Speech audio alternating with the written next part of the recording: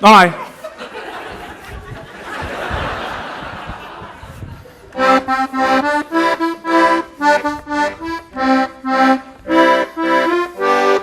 Klap!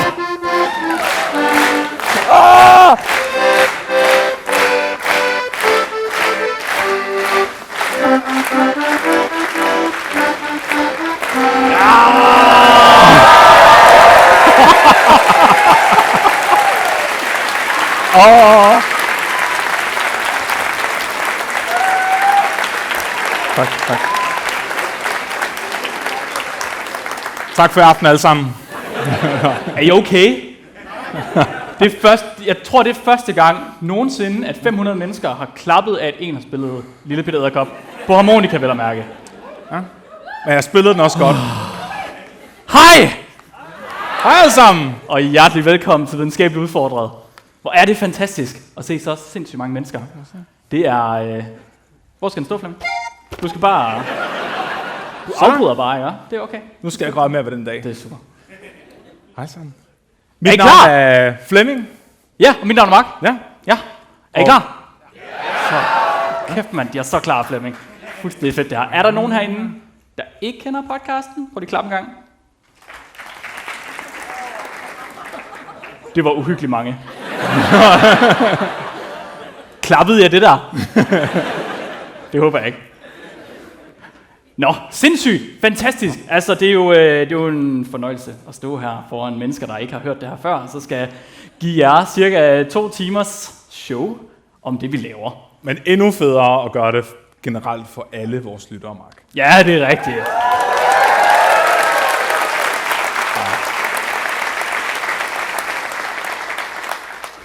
Så vi er videnskabeligt udfordret. Vi er en videnskabspodcast, tro det eller ej. Vi snakker om videnskab. Hele konceptet med podcasten er, at vi tager det videnskab op, der er så mærkeligt, at andre ikke rigtig tror, at det er ægte. Og så formidler vi det, fordi vi ved godt, det er ægte. Eller vi lader som om det er ægte. Og det er jo rimelig sindssygt at stå her foran en fyldt Bremen. Det er jo vanvittigt, fordi vi startede jo i et kosteskab rundt om en mikrofon. Mig, Flemming og en svensker. Ja. Og det gælder havde en bar. Så. 12 lyttere. Den ene var min far, den anden var min kommende kone. Min far hørte det ikke. Nej. Han hørte det stadig ikke. Bortset fra i dag, hvor han er her.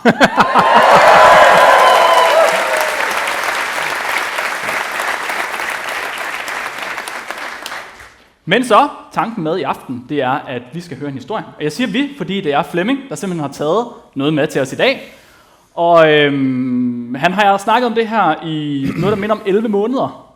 Cirka siden vi blev enige om, at vi skulle på Bremen. Ja. Og det har udviklet sig ret meget. Det tror jeg, han hellere selv vil fortælle om, hvad det er, at der ligesom er sket med det. Men så der kommer cirka en time til at starte med. Så er der en pause på 20 minutter, hvor man lige kan gå ud og tisse og få en øl. Og så en time mere, hvor vi så skal have afsluttet det, Flemming.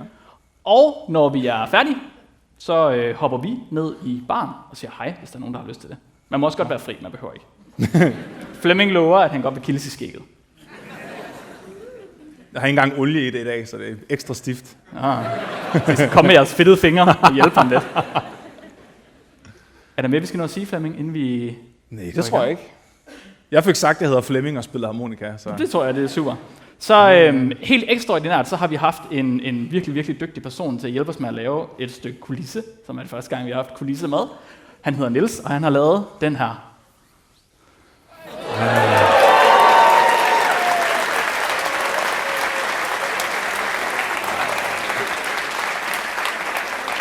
Og nu sidder dem, der ikke har hørt podcasten og tænker, hvad fanden sker der? Harmonika og hørdens, hvad er det her for noget? I vender jer til det. Flemming, din trone er klar. Lad os lige give Flemming en kæmpe stor hånd, mens han sætter sig ned på tronen.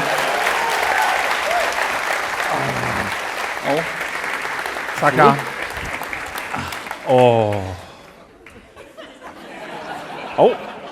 Gæt, hvor den her skal stå efter showet. Jeg kan slet ikke koncentrere mig nu. Nej. Jeg sidder bare og bliver omfavnet af en sur høne. Det er der heller ingen andre, der kan, Flemming. Det er bare drømmen. Den ser ret vred ud. Det må være med vilje. Nej, jeg tror mere, den er majestætisk. Ja. Ja. klart. Jeg tror, vores plan var vred, men forvirret. Og det synes jeg, han ramt utrolig godt. Det er en ægte kunstner, vi arbejder med. Ja, det må man sige. Ja. Flemming, det er ikke din hane, vi skal snakke om i dag. Godt, det er jo en engelsk podcast, det her. Ja. Altså. Du har taget...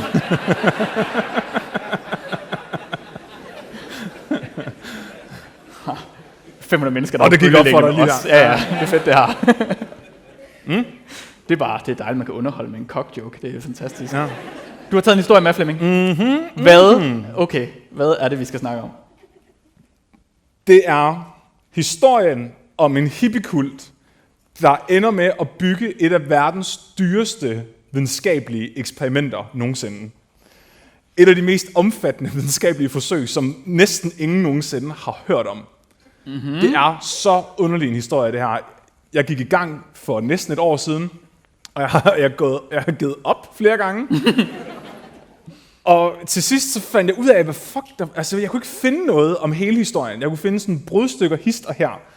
Og jeg er kommet frem til, at jeg fandt ud af, det er fordi, der er på den ene side en kult, der har startet det her. Men de har ikke lyst til at være en kult. De kalder sig ikke en kult. Nej. Så alt, hvad de siger, er meget sobert og videnskabeligt. Så er der alle de forskere, de har arbejdet sammen med. De har ikke lyst til at stå ved, at de har givet en kult $200 millioner. Så de undgår bare at tale om kulten i det hele taget. Så det er virkelig, virkelig svært at finde. Altså, jeg har været nødt til at være flere bøger og videnskabelige artikler og interviews igennem for at stykke så komplet en historie sammen, som jeg overhovedet kunne. Det ligner rigtig meget noget, der kunne være Scientology, det her, Flemming. Det er næsten værre, vil jeg sige. Er den købt i BR? Er det børnelæsning, Flemming? Jeg håber ikke, der er et barn, der har læst den der.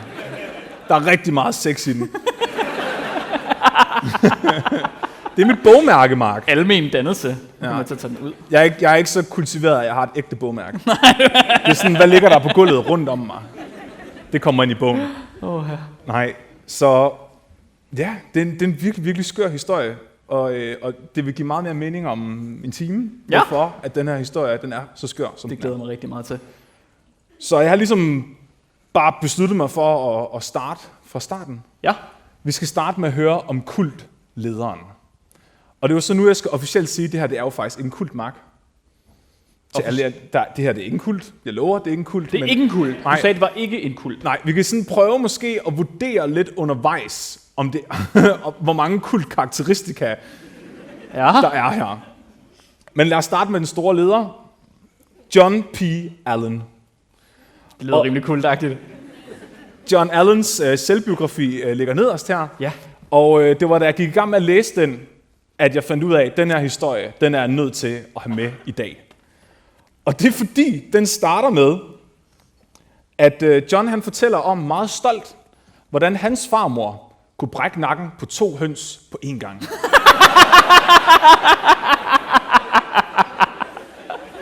Og sådan, det er et tegn, det her. Den her bog, den er til mig. Han er født i 1929 i Oklahoma. Ja. For så lang tid siden, at Oklahoma faktisk stadig blev set som en frontier-stat i USA. Ja, okay. Ja, så det er lidt det vilde vesten. Og den her farmor, hun vil tage en høne rundt om hovedet i hver hånd, og så vil hun svinge dem antiparallelt, indtil de løb døde rundt og lavede spasmer foran den her lille dreng. Så vil hun tilberede nogle røræg til ham, og så vil hun i de her røræg ligesom røre hjernerne fra hønsene ind i og servere for ham. Okay. Så det her, det er starten på en stor mand. Det er også, vi kan kigge ind i fremtiden og se Flemmings børn. Åha. Der bliver skrevet moderne sagaer om den så. Men jeg tror, at man får en hønes viden ved at fortære dens hjerne. Ja, lad os sige det, Flemming. Hvem vil have en høns viden? Hvad er der at få? Men det er jo lidt ikke det, fordi vil du vide det, hvis du fik den? Nej, det tror jeg ikke. Det smager af luft. Ja, jeg skal lægge et æg. Eller nej. Fantomäg måske. Ja. Så stort set alle, der krydser John Allens vej, beskriver ham som et geni. no shit, et rent udsagt geni. Selv de videnskabsfolk, han omgås med, siger, at han er fucking brilliant hjerne. Okay. Han er også meget temperamentsfuld og utilregnelig, hvilket er en fantastisk kombination af personlighedstræk. Han skriver selv i sin selvbiografi, ikke at han er et geni, så er han alligevel klog nok til ikke at sige sådan, men han fortæller, at han fra barns ben har været meget nysgerrig. Og han får ret hurtigt en idé om, at han bare skal lære alt. Alting. Alting. Alt i hele verden. Helt lortet. Hold op, det er meget. Så han går på der ligner han lidt dig. Fordi andre vil bare sige det højt. Han sætter sig ned og strukturerer det allerede som teenager begynder han simpelthen at planlægge sit liv i 2 års intervaller. Og så i 2 år, der fokuserer han benhårdt på et emne, og så lærer han bare alt, hvad han kan om det, inden han skifter over til det næste i 2 år. Og han kan godt huske det. Ja, det er så freaky. Altså, og det er før YouTube. Så han skal rent faktisk studere! Det er så fucking vildt. Han kaster sig over filosofi, fysik, kemi, biologi, psykologi, kunst og teater. Ja, teater. Og teater. Ja, okay. Og det er den røde tråd i dagens historie. Teater? Teater. Hvad? Ja. Okay. Hvad du ikke forstår. Det du siger. Så teater, det er jo det, der binder hele organismen sammen, Mark. For jeg ved godt, hvad teater er. Ja. Du må ikke forklare mig, hvad teater er. Det var ikke det, jeg var i tvivl om. Nå, okay, fint. Jeg ved ikke, hvad I har i Vestjylland. Okay, fair nok. Ikke det. Elrond Harald. Nå, nej, han er sønderjyde. Han var sønderjyde, ja. Flemming, indtil videre har du ikke fortalt mig noget, der får mig til at tænke, at han nødvendigvis er en karakter, vi skal have med på vores podcast. Det er jo normalt sådan nogle mennesker, der fryser deres egen bedstemor ned i et forsøg på at bevare dem ind i årtusinder, eller folk, der starter deres egen kult baseret på en rumhersker, eller sådan noget den stil. Jeg ved ikke. Jo. Hvorfor? Hvorfor ham her?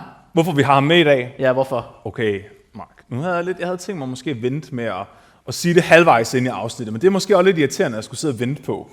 Men han ender med at lave verdens største biosfære. Biosfære 2. Hvad er en biosfære? En biosfære er et lukket økosystem, hvor intet kommer ind eller ud. Så det er ligesom, hvis man nogensinde har set sådan en vinballon, sådan en stor flaske, at der er en eller anden gammel mand, der som teenager har puttet nogle insekter og noget jord og nogle planter ned i, og så lukket låget.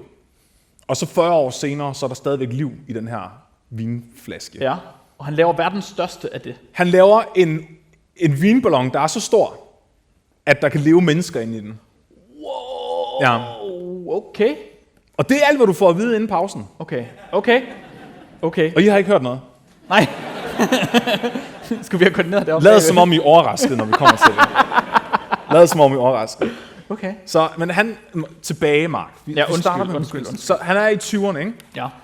Og han sætter sig ligesom et mål for, at han er nødt til at forstå de her videnskabelige emner i en grad, der er god nok til, at han kan have en meningsfuld samtale om emnet med en ekspert. Ja. Og det lykkes ham ret godt. Og i 20'erne, da han er i 20'erne, der er han allerede godt i gang. Der har han været igennem flere af de her store videnskaber, og har en ret imponerende forståelse af naturvidenskab generelt, og teater. Og teater. Hvem diskuterer han teater med? Han laver sin egen teatertrup på et tidspunkt, ja. Kæft, en mand. Hold da op, sikkert en mand. Ja. Okay, ja, fair nok. Jeg vidste, Hvad optræder han med? Jeg ved ikke, hvorfor det kommer bag på mig, at du sådan fokuserer så meget på teater. Det burde jeg måske næsten have overvejet, da jeg skrev det her. Jeg troede, du lagde op til det. Hvad optræder han med? Han skriver sine egne teaterstykker. Som handler om? Om naturen og jorden. Det er ikke mærkeligt nok endnu. Jeg troede, okay, fint. Fair nok. Det bliver helt almindeligt teater. Helt almindeligt teater, hvor de alle sammen er klædt ud som træer. Jeg tror, du får en hjerneblødning om 20 minutter. Nej. Okay. Fordi Mark, det du er nødt til at forstå, det er, at alt er teater. Ifølge John Allen, så er livet teater. Okay. Så han har jo ikke kun teaterstykker, han inkorporerer teater i alt. Oh, what? Ja. Det er jeg ikke sikker på, at jeg forstår. Nej, det skal du nok finde ud af. Okay. Så da han er i 20'erne, der støder han på en professor Parker. Og professor Parker, han er meget interesseret i at forstå jorden som et stort system. Ja. Så han fortæller for første gang, hører John om ideen om biosfæren, Ja. om atmosfæren, hydrosfæren og litosfæren. Så biosfæren er alt organisk liv, alt hvad der er levende på den her jord, det kan man tænke på som en biosfære, altså noget, der ligesom er fanget inden for jordens atmosfære. På samme måde er litosfæren den del af jordens skorpe, som vi ligesom kan interagere med, og så har vi jo atmosfæren, som er luften omkring os, og alle de her ting, så det er ligesom en åbenbaring for ham, at alle de her videnskabelige emner, som han har interesseret sig for separat, inklusive teater, Ja. lige pludselig hænger sammen med hinanden. Okay. Du kan få geologi til at hænge sammen med teater og med atmosfæren, Mark. Hvor de alle sammen er klædt ud som sten. Ja. Eller skyer. Så du skal tænke på det sådan her, fordi han bliver meget interesseret i, hvordan de her sfærer, de arbejder sammen. Så hvis du nu for eksempel, jeg fik at vide, at jeg skulle prøve at lave en analogi til det her, da jeg forklarede det til min kone. Ja. Og så satte jeg mig ned på vej i bilen herover og så tænkte, okay, Mark, hvis du nu skal skide rigtig meget, Ja. Selvfølgelig. og du går ud... Prøv lige, hold lige kæft. Jeg skal lige leve mig ind i det her. Okay, jeg er der. Ja, Kom med det. og du så går ud i din baghave og graver et hul. Det var ikke der, jeg troede, vi skulle hen. Så du er jo biosfæren, ikke? Vi har travlt, Flemming. Det skal vi gøre nu. Mark er en del af biosfæren. Han graver et hul i litosfæren. Ikke? Ja. De to sfærer interagerer. Du skider i hullet og deponerer det. Du har nu permanent, som en del af biosfæren, ændret litosfæren. Men hvis du prutter og tisser imens, så har du også ændret på atmosfæren og litosfæren. Eller på hydrosfæren. Okay, jeg forstår. Ja, jeg forstår. Hvis du så bare forestiller dig, at alt liv gør det her hele tiden, Ja. så forstår du ligesom konceptet. Liv, luft, vand og sten, som han selv siger. Giver det mening? Ja. Vi forstår. Godt, godt. Jeg var bange for, at der blev meget stille, når jeg skulle forklare det her. Jeg tror, det lykkedes mig. Så han kaster sig over det her emne som en besat, og han forstår, at han mangler noget forståelse af geologi. Og geologi begynder lige pludselig at interessere ham for første gang, fordi så kan han jo tænke på biosfæren, der interagerer med litosfæren, og hvordan det ligesom skaber geologien. Så du ved, vi har alle døde dinosaurer, eller du ved, superhøns, som er blevet til kul og olie i jordens skorpe. Og på den måde kan han ligesom bruge geologien til at sætte ind i det her store framework. Ja. Og det ender med, at han bliver pissehamrende kompetent til at finde steder, hvor man kan drive minedrift af kul. What?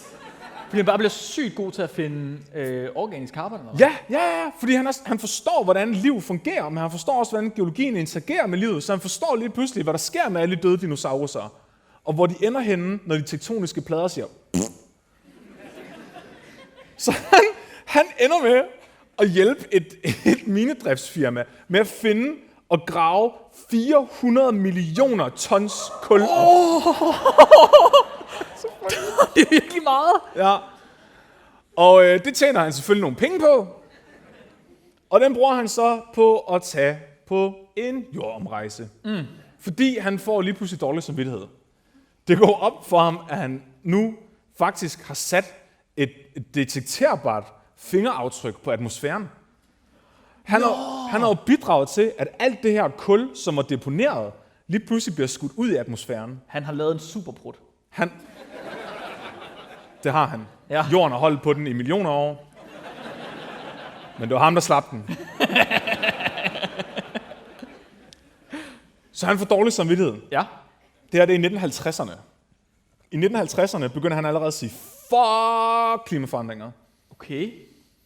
Så han får dårlig samvittighed, og så bruger han sine penge på at tage på 2 jordomrejser over 6 år. Fra 1957 til 1963, der tager han bare ud og oplever alt. Alt? Det er ligesom at lære alt. Ja, så han oplever blandt andet, som han fokuserer meget på i sin bog, en indisk mysticisme. Okay. Og Og det er en del af hans teater. ja, og det bliver det. Det er med til at give ham endnu mere dårlig samvittighed, fordi han får den der, du ved, natur og liv og alt det der. Ja, Man må ikke være ond med delfinerne. Ja. Og han siger selv, mine bevægelser, mine følelser, min spisning og min skidning er alle bevægelser i biosfæren. Og det er her, han begynder at få det der hippie mindset, som også er meget karakteristisk for 60'erne. Så da han kommer hjem, der sætter han sig for, nu skal han gøre det godt igen. Mm-hmm. Han skal gøre det godt igen, at han har slået universets største brud. Ja. Og det vil han gøre ved at kombinere 3 discipliner. Økoteknologi, entreprise og teater. Over de næste år, så samler han en gruppe af samarbejdspartnere, følgere. Og de kalder sig teateret af alle muligheder. Åh nej. Du skal tænde for den. Skal jeg holde nede? Nej, du skal tænde for den på siden. Jeg har sagt det til dig. Jeg hørte ikke efter.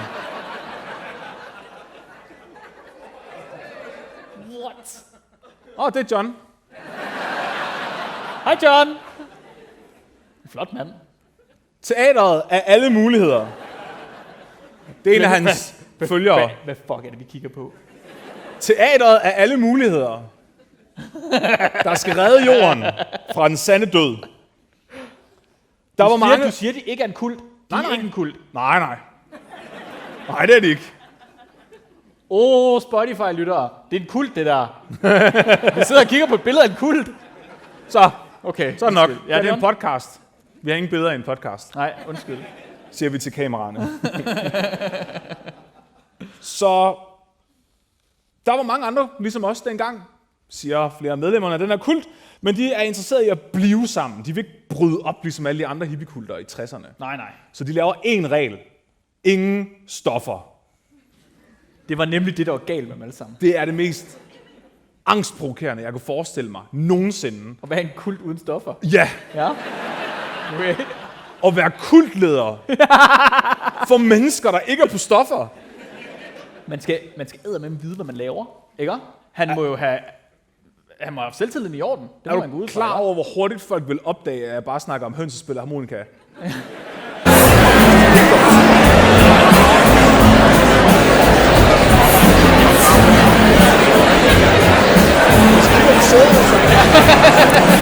Der er en lille goodiebag. Ellers kommer vi igennem akt 2. Ja. Og teater, det er jo meget vigtigt for den her gruppe, som skal redde verden. Fordi teater aktiverer hele organismen, bevægelser, tanker og bevidsthed, hvorfra man kan bevæge sig ud i alt andet. Så hvis du gerne vil arbejde med økoteknologi, så er du nødt til at starte i teater, og så arbejde dig ind i økoteknologien. Jeg forstår ikke. Teater som i skuespil. Som i stå på en scene foran et publikum og lave... Altså, teater? Okay. Ja. Klart. Teater. Min fejl. Teater. Så han har nu følgere.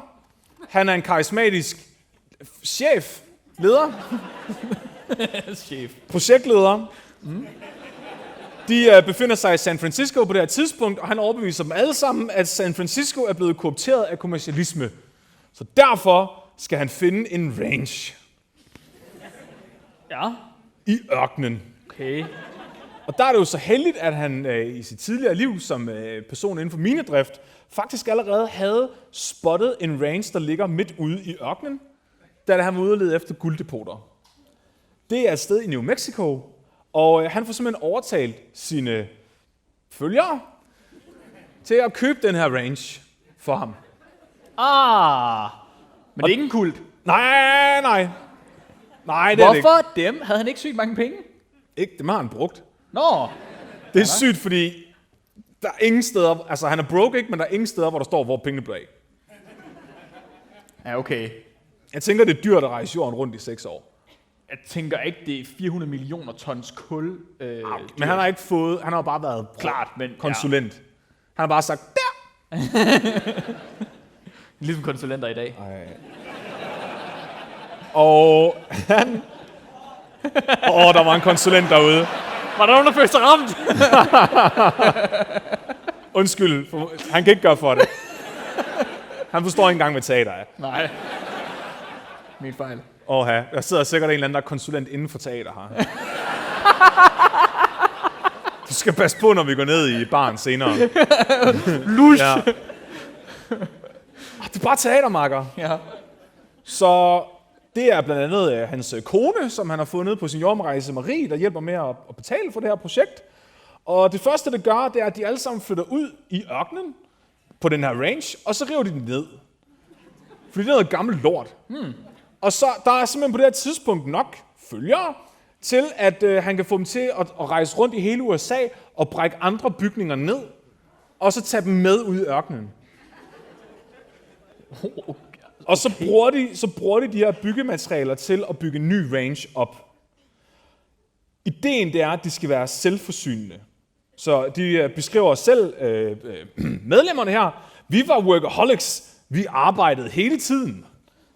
Hvis man fik tilladelse til at udføre en opgave af John, så vidste man bare, at det kunne man. Og det ser nu kan du få at vide, hvad det er for nogle mennesker, han arbejder sammen med på det her tidspunkt. Og så kan du ligesom selv vurdere, er det her en kult? Ja. Så for det første, så fortæller de alle sammen, at John var en brilliant, karismatisk leder, som var god til at gennemskue, hvad folk havde brug for. Det er en kult. Og bruge det til at motivere dem, til at give dem det, han vil have, eller nogle gange tilbageholde det, de vil have. En af de her kvindelige følgere Nej. mødte han, da hun var 17 år gammel, Nej. og han var i 40'erne. Nej. Der inviterer John hende til at flytte ud på hans range. Jeg elskede ham. Det var et meget særligt forhold, vi havde, som var baseret på venskab. Og så var de jo også elskere. Ja, jeg skulle lige til at sige. Samtidig med, at han var gift. Men de boede alle sammen på den samme range. Min største opgave var at levere mit kønslige legeme. Og når John havde sagt, at jeg kunne, så kunne jeg. Ja. Det er bare teater. Læg stille.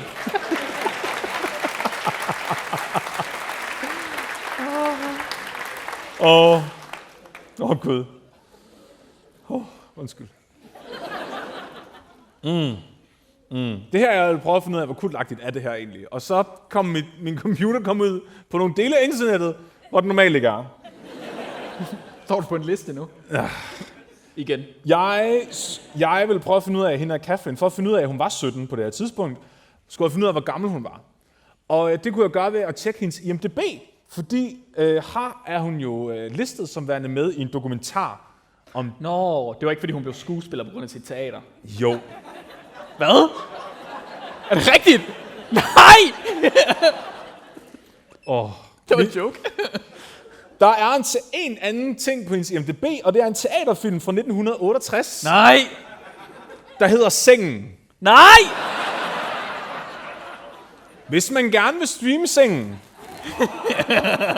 så skal man gå ind på en meget skummel hjemmeside og give dem ens kortoplysninger. Når man så har betalt et alt for højt beløb, så får man lov til at se den her sort-hvid film på 20 minutter. Du har ikke brugt firmakortet, vel? Nej, det har jeg ikke adgang til. Åh. Det er kun Mark, der har firmakortet.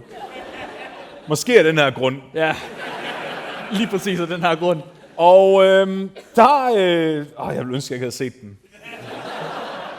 Det vil jeg også. Den starter med den her 17-18-årige pige, der ligger nøgen i en seng, Ja. sammen med en hel masse andre nøgne mennesker. Og så klipper den ligesom til forskellige drømmesyn i den her seng. Der er blandt andet en gammel mandlig præst, som vasker en kvindes bryster. Der er en nøgen kvinde i hestegrime, som bliver jagtet af en tyk gammel mand med pisk. Og så er der indimellem bare en hel masse mennesker i løse hvide klæder, som går rundt indimellem de nøgne mennesker. Det her ikke. Det er teater. Teateret er alle muligheder. Ja. Marie Hardin, som er Johns kone, var ligeledes en ung pige, 12 år yngre end... Jeg tror lige til at sige. Altså 12 år yngre, når han er 30, ikke?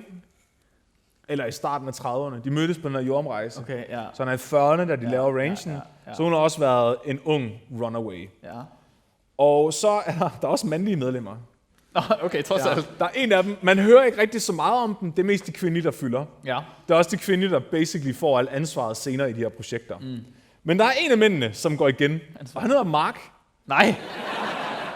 Og de har jo alle sammen, det er jo en hippiekult, ikke? Så de har jo kælenavn. Så Kathleen, hun bliver kaldt for Salty, og der er en, der hedder Firefly. Mark, han hedder Mark Hestelort. Ja! Det er mit tidligere liv. Mark har mistet sin far som 16-årig, og beskriver John som værende hans nye pseudo-faderfigur. Som virkelig kunne blive sur og havde et temperament, men var okay, fordi han var et geni. Selvfølgelig. Og de bygger den her range. Og rigtig slide den her gang. De bygger den her range ud af mærkelige genbrugsmaterialer, de river ned alle mulige mærkelige steder, og så kalder de den Synergia Range. Ja. Og Synergia, det er et ordspil på ordet synergy, altså at helheden er større end dets bestanddele. Så kultmedlemmerne er til sammen mere værd. En hver for sig.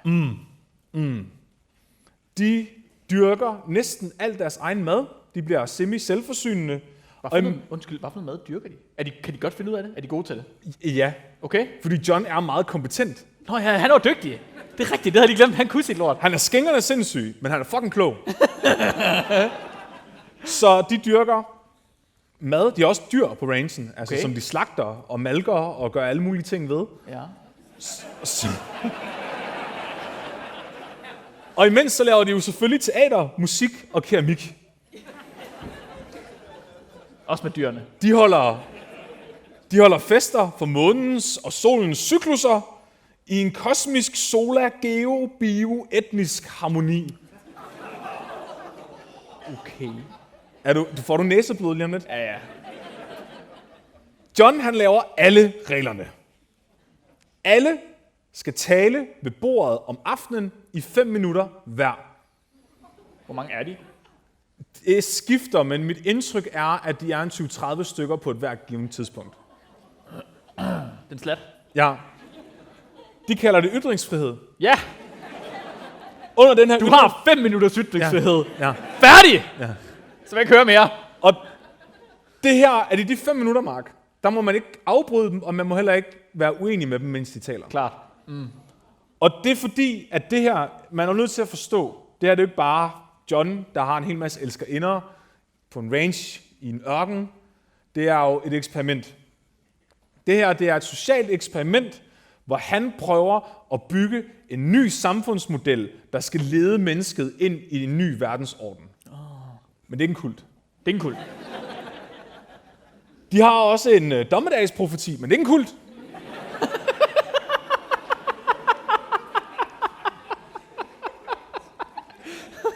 Hvad?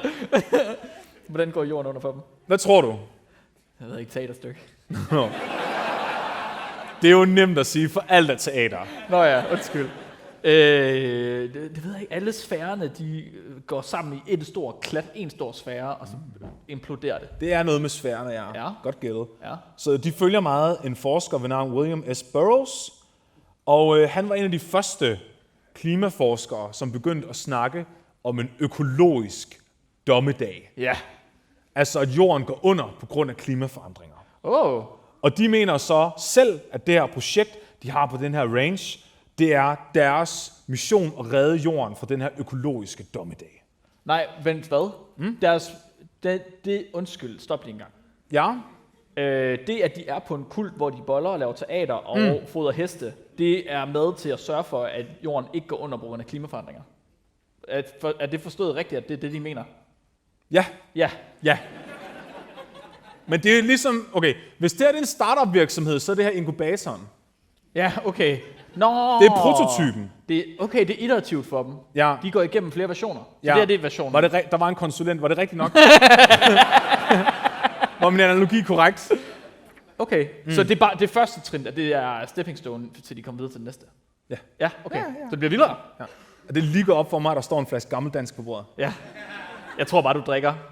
Jeg tænker mere på dig. Nej, det er okay. Okay. Nå. Ja, så det gør. Altså, de begynder at invitere videnskabsfolk fra hele verden til den her range. Og de kommer. Fordi der er ikke nogen, der gider at høre på dem. Der er ikke nogen i 60'erne, der gider at høre på klimaforandringer. Nej, klart. Men de her hippier, de vil fucking gerne. Så den store dome, I så lige før, det var et konferencecenter. Og deres konferencer, ifølge John, blev så populære, at de udblev fra deres egne konferencer for at deltage i deres. Ifølge John? Ja. Ifølge John. Ja. Så Mark, hvordan finansierer man alt det her? Det gør man ved at lade flere af sine medlemmer tage ud og udføre frivilligt arbejde, og så sende pengene tilbage. De begynder at lave alt mellem himmel og lort, som du så yndigt kalder det. Heriblandt byggeprojekter. Men frivilligt arbejde? Frivilligt for hvem? John. For John. Okay, jeg forstår. Så de tager ud og laver projekter for andre, og så sender de pengene tilbage til John og rangen. Okay. Så de har penge til at købe høns. Ja. Og det går faktisk pissegodt. Efter 5 år, så er de faktisk fuldt ud selvforsynende. De har en sindssygt godt samfund kørende her. I hvert fald ifølge John. Og der er top-eksperter fra hele verden, der kommer og snakker. Så nu er det ligesom der, han tænker, fuck, hvor er det her kedeligt. Projektet bliver simpelthen for succesfuldt. Det var da også irriterende. Så John han er bare sådan, fuck it, jeg tager ud og laver en båd. Undskyld, det var forkert. Jeg tager ud og laver et skib. Men hvad? Ja, jeg ved. Han siger selv i sin selvbiografi, jeg var nødt til at tage videre til det næste realm. Det næste rige.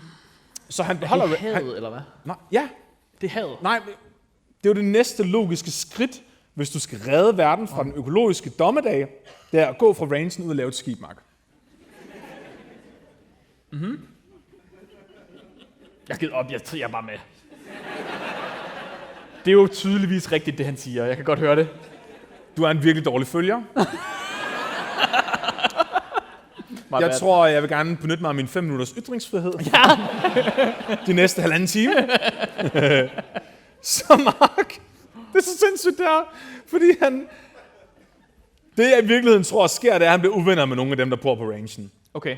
Han tager nogen af følgerne fra rangen med i et fucking folkevognsrugbrød, og så kører de. Tilbage til, hvor er Golden Gate Bridge henne? San Francisco, ja. Ja, tak. Det vidste jeg godt. Var det konsulenten, vi havde? Det her, det er det skib, de går i gang med at bygge.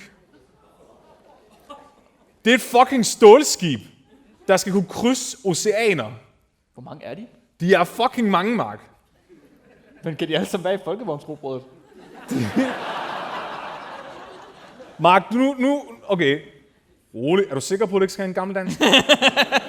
det trænger mere og mere på. Mark, det her skib, det har ikke... du spørger, hvad er målet? Ikke?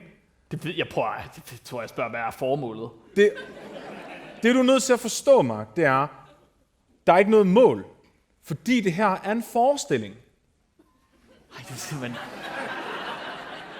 Jeg kan ikke. Det er ligesom at sige, hvis er formålet med et stykke musik at få overstået og lytte til musikken? Nej, Mark. Hvad er det så? Det er at lytte til musikken, Mark. Det forstår jeg ikke. De går rundt. Her tryk play og vent 2 minutter og 43 sekunder, til den stopper igen. Det er bogstaveligt talt et teaterstykke, at de svejser det her skib sammen. De løber rundt i teaterkostymer og svejser. Stop.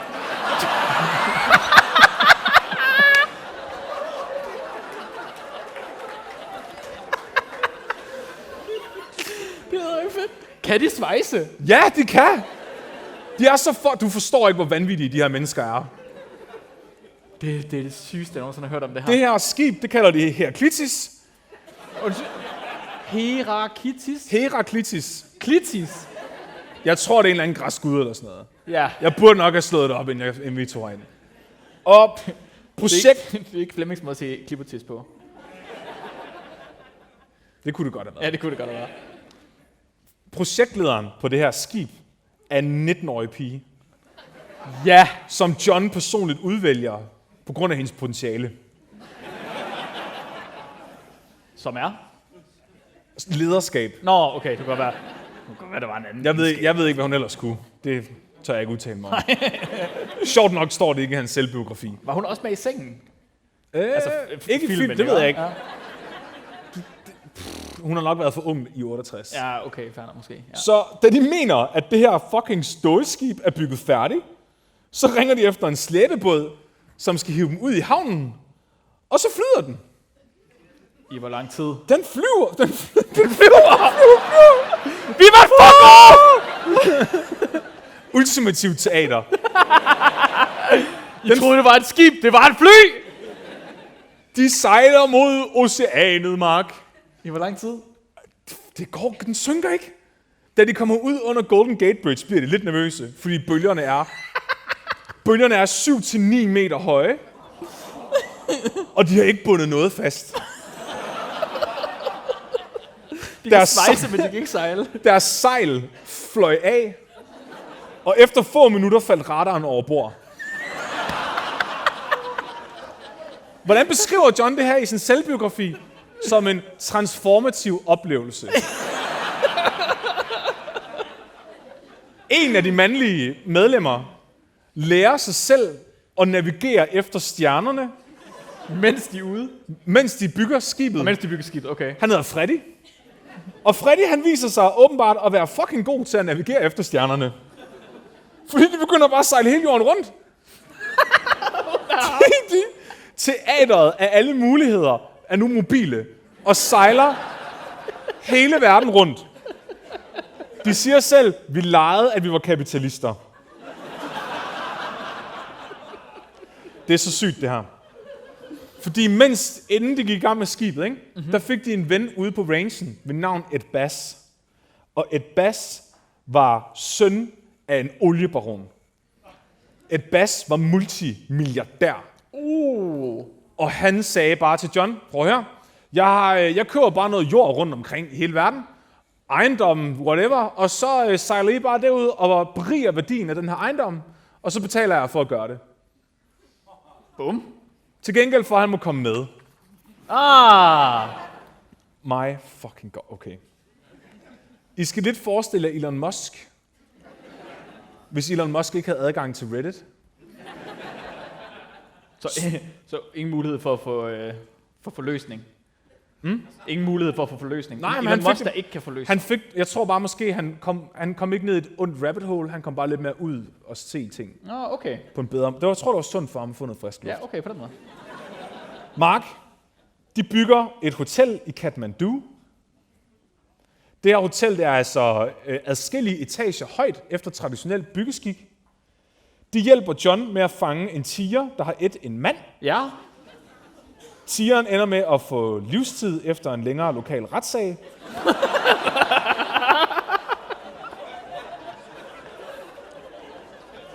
Som John er dommer på. De tager bare alt arbejde, der er. De sejler bare i deres skib, hopper ud i deres kostymer. Og så går de i gang. Det lyder ligesom Rasmus Klump. Altså. Ja. De åbner et kunstmuseum i London. En af mændene i kulten bliver sendt ud i den australske outback i 10 år som landmand. Det skal lige siges, imens de gør alt det her, laver de jo teater alle de steder, de møder op. Det er teaterstykker, som John har skrevet, og de bliver måske verdens første teater, der har lavet teaterstykker på samtlige kontinenter i verden. What the fuck? Inklusiv Antarktis. Men hvad er publikummet? Skal jeg forstå, Det har været forskere på Antarktis. Nå, okay. Det må sikkert nogen, de har mødt på rangen. Det kan godt være, at de bare stiller sig ned foran de der kæmpe store flokke med tusindvis af pingviner. Det har de sikkert gjort. De har sikkert... Whatever. Det var da de fik Pingo med i truppen. Ja.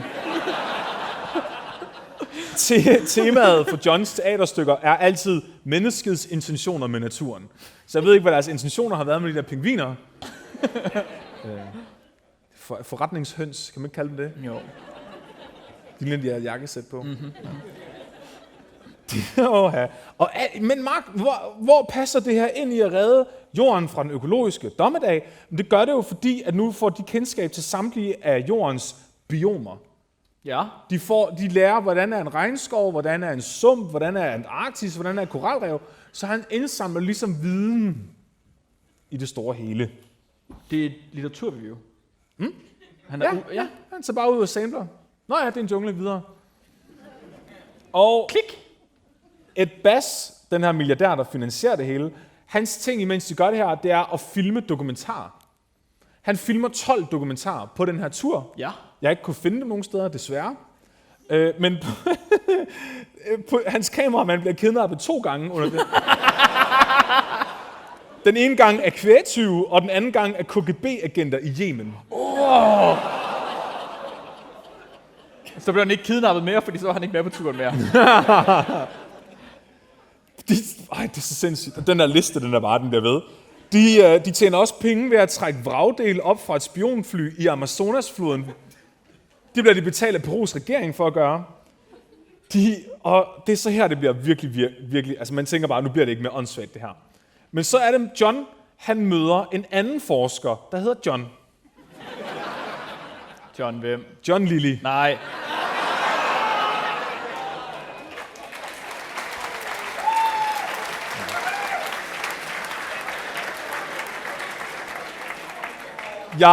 Jeg skreg som en lille pige,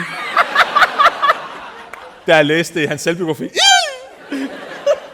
Til folk, der ikke ved, hvem John Lilly er, vi har lavet et afsnit af podcasten om ham. Det var faktisk vores første liveshow nogensinde, så det er full circle det her. John Lilly var en ekscentrisk forsker, der fik penge af NASA til at lære delfiner at tale engelsk, men han endte med at bruge alle pengene på ketamin og gav delfinerne LSD, og projektet blev lukket af NASA, da de opdagede, at hans videnskabelige assistent gav dem handjobs. Prægtig mand. John, det er ikke jeg lover, det er ikke noget, vi finder på det her. Det er rigtigt.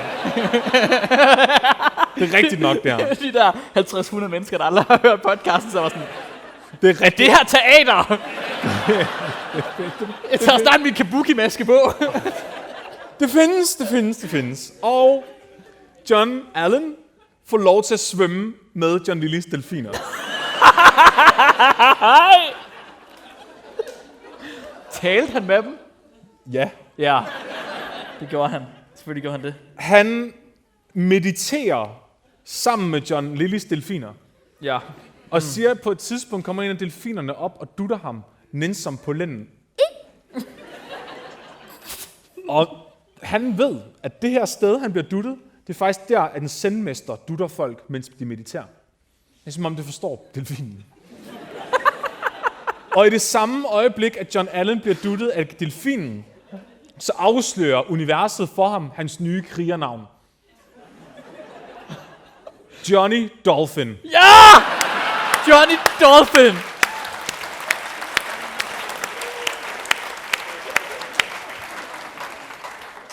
Freddy, Jeg lover, jeg ikke finder på det her. Et og sengen. Johnny Dolphin. Jeg ved ikke, hvad jeg skal sige. Det lyder som en dårlig rockband. Det her, det er ikke en kult. Det er ikke en kult! Det er ikke en kult, leder det her. Den delfin, der duttede ham, var ikke den delfin, der fik handjobs. På det her tidspunkt var den død. Det her det er nogle andre delfiner, han købte på et senere tidspunkt i sit liv, og lidt redemption her. John Allen var faktisk med til at redde deres liv ved at fratage dem fra John Lilly senere. Okay. Ja. Så han er måske lidt bedre end Charles Manson. Og det er så her, at Johnny Dolphin snakker med Ed Bass og siger, prøv her, nu er jeg klar til næste skridt. Nu er vi nødt til at være for reals. Jeg har haft lavet den her ranch. Jeg har nogle gode arbejdsfolk, følgere. Jeg har set hele verden 2 gange, 3 gange. Jeg har bygget et skib. Nu er vi klar til at lave det store projekt. Nej. Det, der skal redde jorden fra den økologiske dommedag. Ideen er at bygge Biosfære 2. Nej, der var ikke noget slide. Jeg tror lige så noget, jeg ikke så. Jeg har faktisk en slide af Biosfære 2. Tada! Det er Biosfære 2, Flemming. Okay, jeg skal lige... Vi slapper lige af. Undskyld. Vi er oppe at køre nu, alle sammen. Så er vi lige... Ophidset. Johnny Dolphin. Jeg skal bare lige... Det er sjovt, Biosfære 1. Ja. Det er alt organisk liv. Organisk liv hedder det rigtigt. på jordkloden. Det er rigtigt. Det var det flot. rigtigt forstået? Fordi grunden til, at de kalder en biosfære 2, det er for at være sådan lidt hippieagtigt. Det er for, at folk skal spørge, hvad er biosfære 1? Biosfære 1 er jorden. Ja. Hallo, makker, det er jorden, I er ved at smadre den, det er vores biosfære.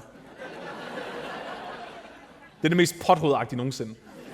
Og så Johnny Dolphin med Ed Bass, Freddy og Marie.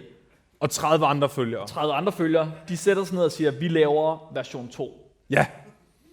Og hvad siger Ed Bass? Han siger, har jeg $200 million? Gå i gang. Jesus Kristus, det er mange penge. Det er rigtig, rigtig mange penge. Især i 80'erne. Ej, men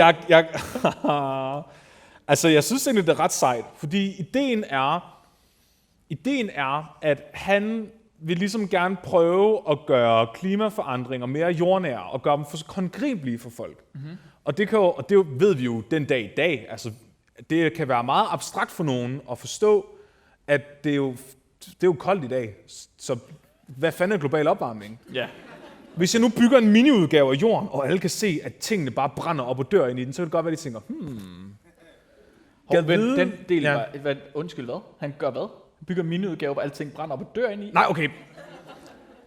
Så hvis der... det er alt sammen lavet af glas. Ja, men... I ørkenen. Ja, det var da præcis. måske en dårlig idé. Ja, okay. Kan man åbne et vindue? Nej. Det var meget profetisk sagt. Nej. Nej. Det var meget profetisk sagt, det der, Mark. Jeg ved ikke, hvad jeg skal sige til dig, altså. Han får $200 million, og så går de bare i gang. Men hvad? Med at bygge biosfæren. Hold nu kæft, Flemming! Hvad betyder det? Laver de bare en stålramme, og så putter glas i, eller hvad? Det er et stort drivhus. Ja, okay, så vi er næsten nødt til at sige, at der er pause nu. Så Mark lige kan få en gammel dansk. I lige kan komme ud af tisse, få en drink eller et eller andet. Og så får jeg at vide, hvad biosfære 2 er bagefter. Jeg har faktisk lige stået og tænkt på backstage, om jeg ikke skulle starte en kult i dag. Nogen kunne argumentere for, at du måske allerede har gjort det. Der er mere end en person herinde, der har en høne med en eller anden omfang. Ja. Kan I bare se. Hvis nu alle sagde som en høne og tog armen op. Den tager jeg. Jeg har et medlem. Det stiftende medlem. Herr Flemming. Tag plads i hønsetronen, Flemming. Hold op. Den kan næsten basse med vingerne. Bare det ikke falder af. Vi glemmer selvfølgelig, fordi at vi er professionelle, og adresserer til at starte med, at det her show bliver faktisk filmet. Der bliver ikke filmet nogen ansigter specifikt. Vi vil bare lige huske at nævne det. Det er mest til os selv, så vi har det til, at vi kan kigge på det derhjemme, fordi vi er specielle mennesker. Måske en dag kommer det ud, hvem ved. Altså specifikke ansigter, som i... Vores specifikke ansigter bliver selvfølgelig, klar. Ja. Så Glaf. Ja. Gargamel. Det er mig. Mark, da vi gik ud til pausen, der var du sådan lidt ophidset, men så faldt du ligesom lidt ned backstage, da du fik noget øl. Ja. Så nu er jeg nødt til at prøve at involvere dig i det der projekt, så du bedre kan forstå det. Så Mark, nu er du John. Du har fået $200 million til at bygge en biosfære, hvis formål er at kunne holde liv i 8 mennesker i 2 år. Det er desværre at forestille sig, end da du sagde, at jeg skulle skide rigtig meget. Det kunne jeg bedre se mig ind i. Men ja, jeg prøver. $200 million. Ja, nu skal du designe en biosfære, som kan opretholde 8 menneskers liv. Så du skal tænke på, at de skal have... 8? Nå! Nemt. Du skal tænke på, de skal kunne opretholde en atmosfære, så de kan trække vejret. Så du skal måske tage nogle planter med ind. Og så skal de jo have noget at spise i 2 år. Hvordan vil du tilgå sådan et projekt? Hvad vil du have med i din Noras osteklokke?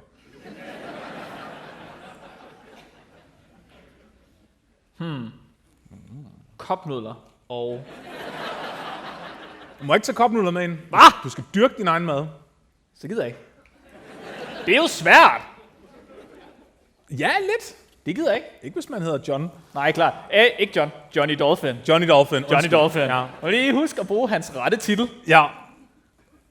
Så et normalt menneske vil tænke, jeg er nødt til at vælge nogle planter, der er perfekt egnet til at omsætte så meget kuldioxid som muligt og lave ilt til atmosfæren. Ja. Jeg er nødt til at vælge nogle effektive afgrøder, som kan give så meget afkast som muligt på så lidt plads som muligt, så de ikke dør af sult, de her mennesker. Det var også det, jeg sagde. Ja. Så du starter måske med nogle meget specifikke ting, ikke? At det er der, vi er. Ja. Du sætter dig ned og sådan virkelig tænker over det her. Ja. Hvad tror du, John han gør? Nej.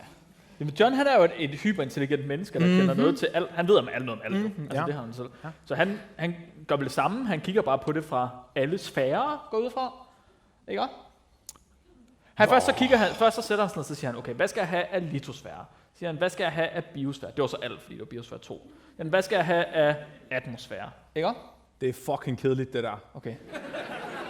Ved du, hvad han gør? Hvad gør han? Han siger, jeg skal have en regnskov med et bjerg, et vandfald og en sø. Jeg skal have en sydamerikansk savanne. Okay. Jeg skal have en ørken. Jeg skal have en sump fra Florida. Jeg skal have et koralrev med en palmestrand. Et koralrev med en palmestrand. En menneskeby med et hospital og levested. Og et landbrug med alternative tropiske landbrugsmetoder. Hold da op. Så jeg havde et slide her, i den rigtige rækkefølge, Vi er professionelle. hvor man ligesom får et overbliksbillede. Jeg har været nødt til at vælge lidt fra, fordi det her det er så omfattende, at vi kan ikke nå det på én gang. Så i dag der får vi alt det fede gossip, vi får dramaet, vi får historien om biosfæren. Ja. En eller anden dag bliver vi nødt til at tage alt det tekniske.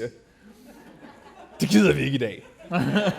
Det du skal vide, det er, at det her, det er ligesom de kæmpe store drivhus her, er et stort lukket økosystem, der deler en atmosfære, men det kan ikke komme noget ud, og der kan heller ikke komme noget ind. Okay. Den lange bygning der er koralrevet. Den høje pyramide er ørkenen. Vi har noget regnskov også, det er den endnu højere pyramide. Og så det der seje tårn, der ligner en kæmpe stor penis.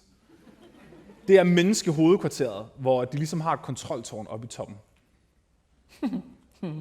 Så, Ligesom element. de etablerer... Det minder ekstremt meget om forlystelsespark, det der. Ja, forlystelsespark af sult og iltmangel. Okay.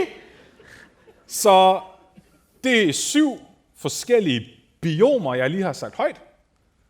Og de etablerer 7 teams, et til hvert biom, og så får de bare at vide, design det her drivhus og hvad der skal være i det.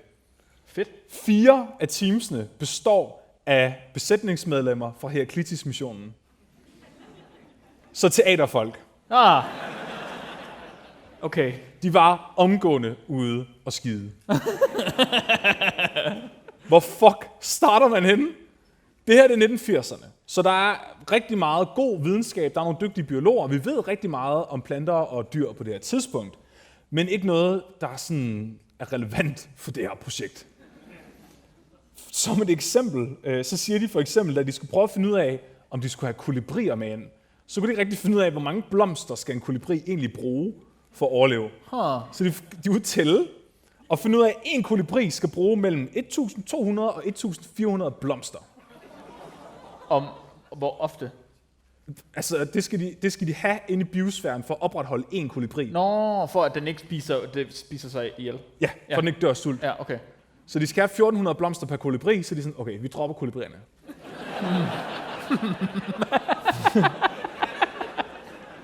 Og sådan går de bare igennem hele verden. Hvad? Hvad hvis vi vil have 40 høns med? Hvor mange heste er vi så nødt til at udelukke? Så det er så uoverskueligt det her. Jeg har været nødt til at prøve sådan for at kunne illustrere, hvor problematisk det her var, har fundet hende, der stod for insekterne i biosfæren. What? Ja. En person, der stod for alle insekterne. Ja. Hvad havde de med inde? Så Hun er nødt til at finde ud af, hvad for nogle insekter, de skal have med derind. Og så fandt hun ud af, at hun kender ikke nogen insekter. Hun fandt ud af, at der var rigtig meget viden om insekter, men det var mest, hvor mange ben de havde. Så... Der er rigtig meget viden. det er så sindssygt. Jeg har et tal. Det er jo det. De får... Hun ender med at sige, fuck det her, det løser nok sig selv.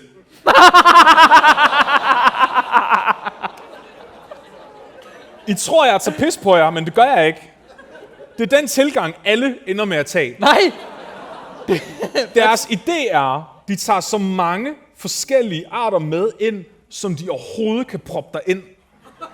Og så løser naturen resten selv. Sådan helt seriøst. Ingen helt skidt måde at gøre det på, vel? Nej. Vel? Nej. Altså, økologien, den ville vel nå en ligevægt på et eller andet tidspunkt, ikke? Nogen ville dø, og så nogen spiste dem, og nogen ville kunne opretholde sig selv. Ja. Ja. Det lå en eller anden form for økosystem. Det var det, de håbede på.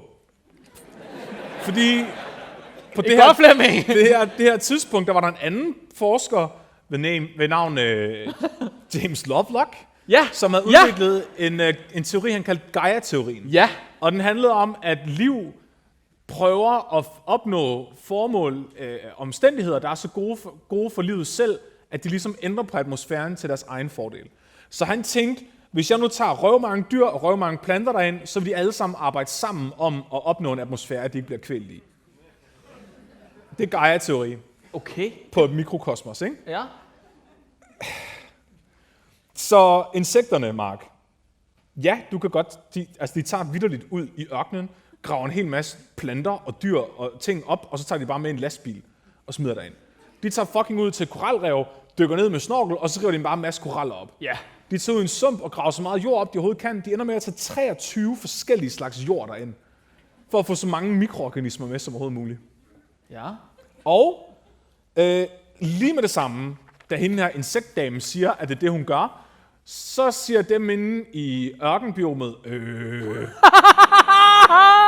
har du overvejet, hvis alle de her insekter fra ørkenbiomet kommer ind i jeres landbrugsbiom, så dræber de alt. Som i, de dræber alle de insekter, der er inde og gavne landbrugsplanterne. Og så dør landbrugsplanterne, og så dør ørkeninsekterne, og så dør ørkener. Fuck, Flemming. Det er ligesom det der afsnit af Tarzan. Hvad for et afsnit af Tarzan? Ja! Hvad? Ja! Hvad handler det om? Har du det med? Nej, der er ikke. Jeg tænkte ikke, du turde nævne det. nævne Det der med de invasive arter! Ja, fortæl lige, hvad handler det afsnit af Tarzan om? Okay, så var det ikke sjovt. Det handler om, at det er en invasiv art, der spiser nogen. Jeg kan ikke huske det helt. Det er noget med nogle slanger og nogle frøer. Vi er jo nogen, der har set afsnittet, Mark. Nej, har du den? Og der kommer en invasiv blomst, som de vil prøve at udrydde ved at tage nogle invasive insekter ind, der dræber blomsterne, men så overtager insekterne, så introducerer de slanger for at æde insekterne, men så dør slanger. Jeg tror, det er det ikke frøer først, og så slanger, og så slanger. Desmodyr, ja. Og så til sidst så er alle døde. Og så dør Tarzan. Nå. Slut. Kan man se. Så de går alle sammen i panik. Så alle dem, der står på biomerne, de er sådan, fuck. Det skal ikke ske det her. I ødelægger dem, så de bliver uvenner med hinanden i de forskellige biomer. Ja. Så de er sådan koralredder sådan, fuck, vi vil ikke have alle jeres mærkelige ting over for ørkenen.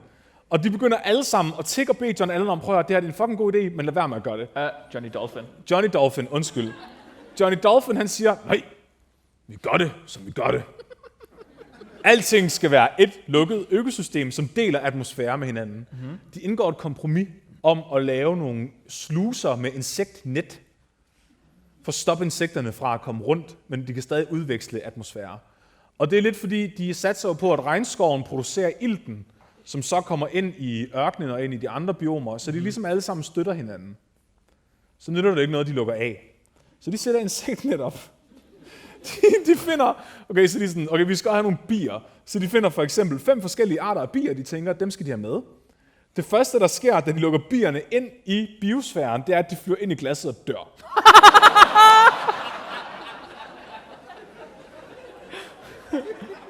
Nå, så er der ingen æbler. Nej. Men anden generation af bier, så de når at få nogle unger, de flyver ikke ind i glasset og dør. Okay. Ja, så de overlever. Evolution. Ja, lidt. Meget hurtig evolution. Af en eller anden grund, så finder de ud af, at de ikke skal svømme i glasset og dø. Men så går det op for dem, at det glas, de har brugt, det filtrerer UV-lys fra. Og der er måske nogen her i publikum, der ved noget om bier. Men det er, at bier, de ser de blomster, de skal krydsbestøve eller bestøve med UV-lys. Nå, Så det er ligesom at slukke lyset for bierne.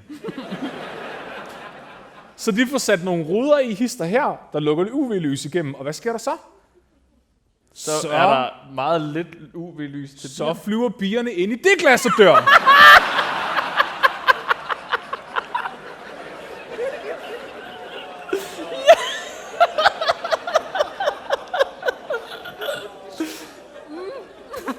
Det var meget heldigt.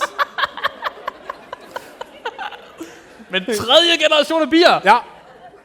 De overlever i noget tid. Okay. Det er også ret heldigt, at de beslutter sig for at lukke UV-lys ind, fordi det er ret vigtigt for alle de krybdyr, de har derinde. Fordi de skal bruge UV-lys til at lave D-vitamin, ellers så dør de også. Ja. Det er sådan her. Den her proces går de igennem med alt. På én gang? Ja, de bruger, jeg tror det er mellem 5 eller 10 år, bare på at bygge sfærerne, og så bare smide ting derind og se, hvad der sker. Det er den fedeste form for forskning, det her. Ja. De ender med at sige sådan, fuck it, vi vil gerne have nogle sjove dyr, så de tager nogle nataber med derind. Og rationalet for at tage de her galago nataber med ind, det er bare, at de er søde. Ja. Og Det skal der også være noget af i et vellykket De er åbenbart økosystem. sygt aggressive. Nå. Ups. Så Johnny Dolphin bliver i den her periode beskrevet af sine kollegaer som værende eksplosiv og utilregnelig. Og han kunne blive set gå rundt og berolige sig selv ved at sige, Johnny Dolphin, Johnny Dolphin. Det er nok her, jeg skal prøve at understrege, hvor omfattende det her projekt er. Hvis det ikke allerede... Altså, det behøver du ikke. Nej. Han prøver at bygge jorden, version 2. Men Og de gør det med trial and error. Det kan ikke gå godt. det her det er så stort, at NASA kommer på besøg. Fordi de er også interesserede i det her projekt, fordi de skal jo lave biosfære på Mars. Selvfølgelig skal det. Men Johnny Dolphin er på det her tidspunkt blevet så paranoid, at da NASA kommer på besøg, må de ikke tage nogen billeder. Og han dækker alle computerskærmene til med laner, så de ikke kan se dataene på deres computere, Okay. som bare er grafer over, hvor meget kuldioxid er der i luften. Nå, jeg synes, det er bare billeder af bier, der flyver ind i glas. Jamen, det kan jeg måske godt forstå, at han ikke vil have de 2 billeder af. Skynd jer og få alle de døde bier op, når de kommer. Der skal bare være spidse, når NASA kommer. Det er lidt ligesom, da vi snakkede om atombomben, og den her by, der blev bygget ude i ørkenen af forskere, der skulle stå for at lave atombomben. Så her er der også adskillige bungalows i ørkenen med folk, der bor og arbejder på det her projekt fuldtid. Der er jo selvfølgelig også en bungalow med en vis kult. Så der er en bungalow, hvor der er sådan 30-40 kultmedlemmer, der bor. Teaterkulten? Ja. Nå. Teateret er alle muligheder.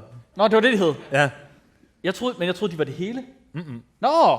De bruger pengene, de får til at hyre folk, der også rent faktisk vil have løn. Så det er altså et projekt med flere hundrede, hvis ikke flere tusind mennesker. Er det kompetente mennesker? Altså, nogle af dem, de hyrer ind, er kompetente. Så Får de lov til at tage... Okay, jeg har hørt svaret. Du har lige sagt, bierne får ind i glasset. ja. Men de får så ikke lov til at tage nogle beslutninger, af det, jeg kan høre. Så er det teatertruppen, der tager alle beslutningerne? Altså, de har en skræmmende del af lederpositionerne i det her projekt. Ja. Det er faktisk... Jeg skal lige se... Ja, Carsten, jeg ved godt, du har en Ph.D. og 40 års erfaring med bier, men altså, nu står Yvonne der og er 17 og kan godt lide den der teaterstykke. Det er vist hende, der skal bestemme. Ja. Det er simpelthen så. Jeg skal lige se, om jeg husker at nævne talebananen. Der er en talebanan. En hvad? Jeg har talebananen med. Jeg har bare glemt at nævne den. Ja. Det er meget relevant for det, du lige sagde. Så... Er det version 2 af ytringsfrihed? Ja. Ja. Ja.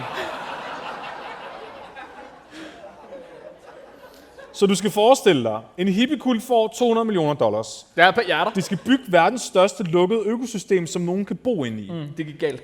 Planen er, at det til sidst, når det er færdigt, skal lukkes fuldstændig for omverdenen, og så skal mennesker kunne bo derinde i 100 år.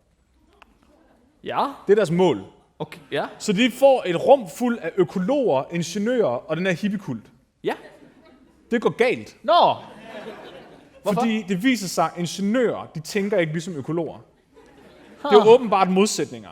Så ingeniører, de tænker åbenbart meget i konkrete tal og beregninger og logik. Hvor irriterende. Økologer, de er lidt mere sådan...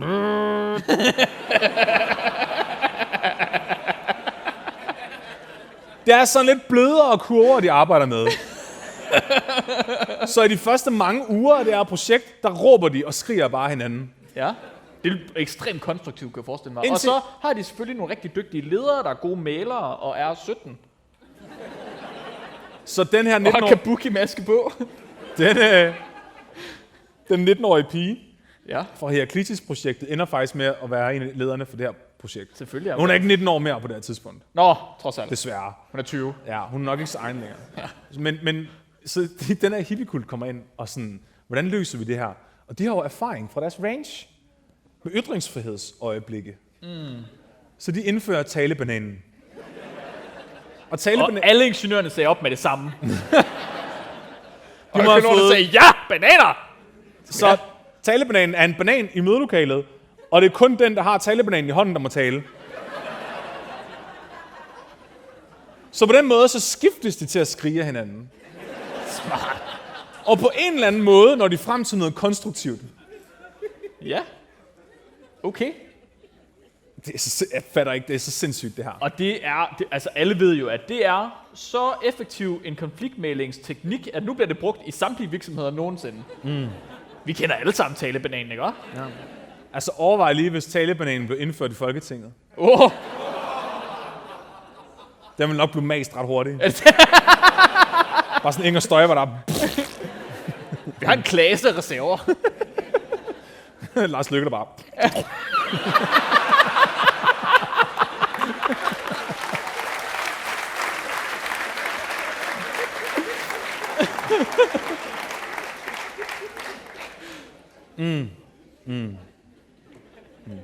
Så i den her bungalow med de 30 hippier, der er der stadig ytringsfrihed. Øjeblikket. De fortsætter med at leve efter de regler, de har levet efter på ranchen og på Heraklitis-skibet. Hvor lang tid er der gået? Vi er her i midten af 80'erne, Og vi startede i... og ranchen startede de i 69. Okay. Og Ja. Heraklitis startede de efter 5 år. Så vi er sådan ret langt inde, ikke? Altså nogle af kultmedlemmerne har faktisk været med i lang tid, i over et årti. Ja. Ikke, undskyld, det er en kult. Det er en god. Og her får man så at vide, at ja, du bliver sat ned ved bordet til aftensmaden og får at vide, nu skal du tale i 5 minutter, for du har ytringsfrihed. Men hvis du siger noget negativt om projektet, så kan du være sikker på, at Johnny Dolphin, han rejser sig op og råber og skriger af dig og kalder dig et negativt røvhul. Det sker flere gange, at han bare stormer ud fra ytringsfrihedsøjeblikket, fordi han er så pirlig til sidst. Den bedste form for ytringsfrihed. Ja. Den, hvor man ikke må sige noget. Og alligevel, så lykkes det dem at bygge biosfæren færdig. Den bliver færdig, fordi at Bas han er sådan, fuck det her, nu gider jeg ikke give jer flere penge. Nu låser I jer ind i lortet og viser mig, at det virker. Så det gør de. De låser sig både ind og viser, at det virker. Det er jo sådan, du viser, at det virker. Men Hvis du tager nogle mennesker, putter dem ind, lukker døren, forsejler den, og de ikke dør. Hvis spørgsmålet er, dør de?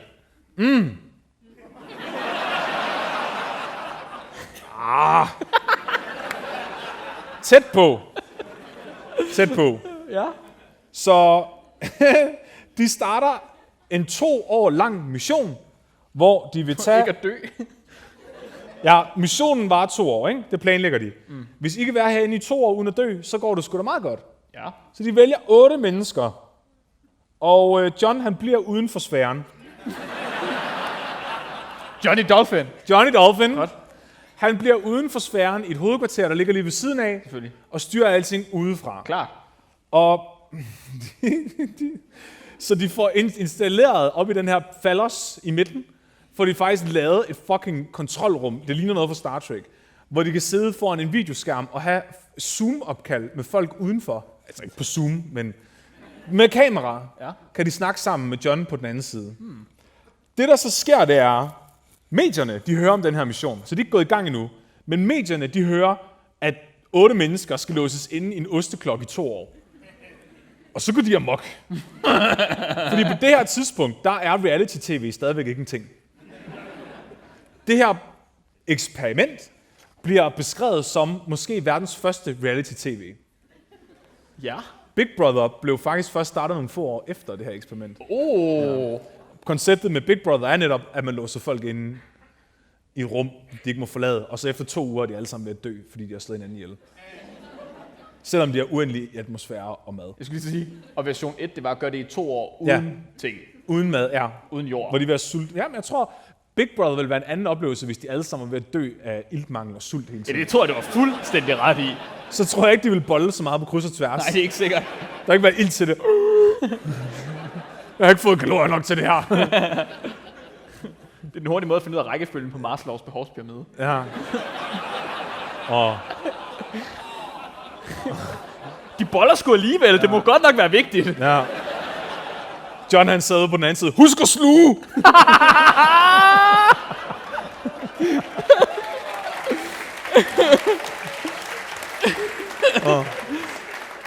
Det er 120 kalorier, det der. Det er det eneste, du får at spise den her uge. Gud. Nej, undskyld. Så medierne går amok. De synes, det lyder fucking sygt. De får besøg af tidligere astronauter. Mm-hmm. De får besøg af Jane Goodall, som er stadig en af verdens mest berømte primatforskere. Ja. De får besøg af, jeg tror, det er dronningen af Østrig. Klart. Og tilfældige Hollywood-stjerner. Tom Cruise? Nej, det var for tidligt. Nej, Woody Harrelson. Ja. Ja, den ham den skaldede for Hunger Games. Ja. Nå, han er hård i Hunger Games, faktisk. Tror jeg. Vi ved, hvad Ja. Men så Johnny Dolphin opdager, at medierne er interesseret, så han bruger det jo selvfølgelig som en mulighed til at hype projektet endnu mere. Så han går bare til medierne, og så sørger han bare for at blæse det her op, så meget han overhovedet kan. Hvad siger han? Han fortæller om det her sindssyge projekt, og økologiske dommedage, og biosdomer på Mars, og de skal låses inde, og de må ikke få noget ilt, og alle er bare sådan, hvad fuck er det her? Og hvorfor spiller de teater hele tiden? De ender faktisk med at lave sådan et andet PR-stunt, hvor det faktisk bliver rapporteret om, som om de skal ud på en rummission. Og de får designet dragter. Ja! Yeah! De her 8 mennesker får designet dragter, som ligner noget fra Star Trek. For at være en del af det her mediehype. Hvem er de? Det er et godt spørgsmål, Mark. De er... det fortæller jeg dig lige om lidt. Okay, det er den. Jeg kan fortælle dig, den skaldede foran er deres læge. Ja. Så det er ikke John? Nej, John er slet ikke med. Nej, det kunne godt være. Du ved, som en hver god leder, så stiller han selvfølgelig op til et hvert fotorap, ikke? Altså hver foto-op. Der er rigtig mange billeder af John også, men ikke med en fjollet dragt på. Nej, okay. Han er altid meget... Bare for at vise, at han er en leder, der ligesom tager ansvar og står først. Ja. Udenfor. Nej, ja, han er udenfor. Han bakker ham op udefra. Ja. Står på den anden side af glasset. Hipper. Ja, med skumfingeren. Ja. I kan godt! Gem noget ild til i morgen! Aftenen før de skal låses inde i den her mission på 2 år, forbereder de sig ved at lave et teaterstykke. Ja. Fuck. Ja. I det her teaterstykke, der spiller de alle de ting, der kan gå galt inde i sfæren, som et skuespil. Det billede, I så tidligere, var et billede fra netop det skuespil af den her kvinde med malingen. Ja. Johnny Dolphin havde det skuespil. Men tanken var, at hvis de nu gør det, inden de kommer derind, så sker det ikke, når de kommer derind. Hvilket jeg synes er en solid logik. Men det er jo projektledelse, det er jo en risikoanalyse. Det er jo det, de laver. Det har de bare ikke tænkt over. Du skulle have været konsulent på det projekt. Det kan jeg love dig for. Ja. Er du begyndt at bløde lidt op for teater?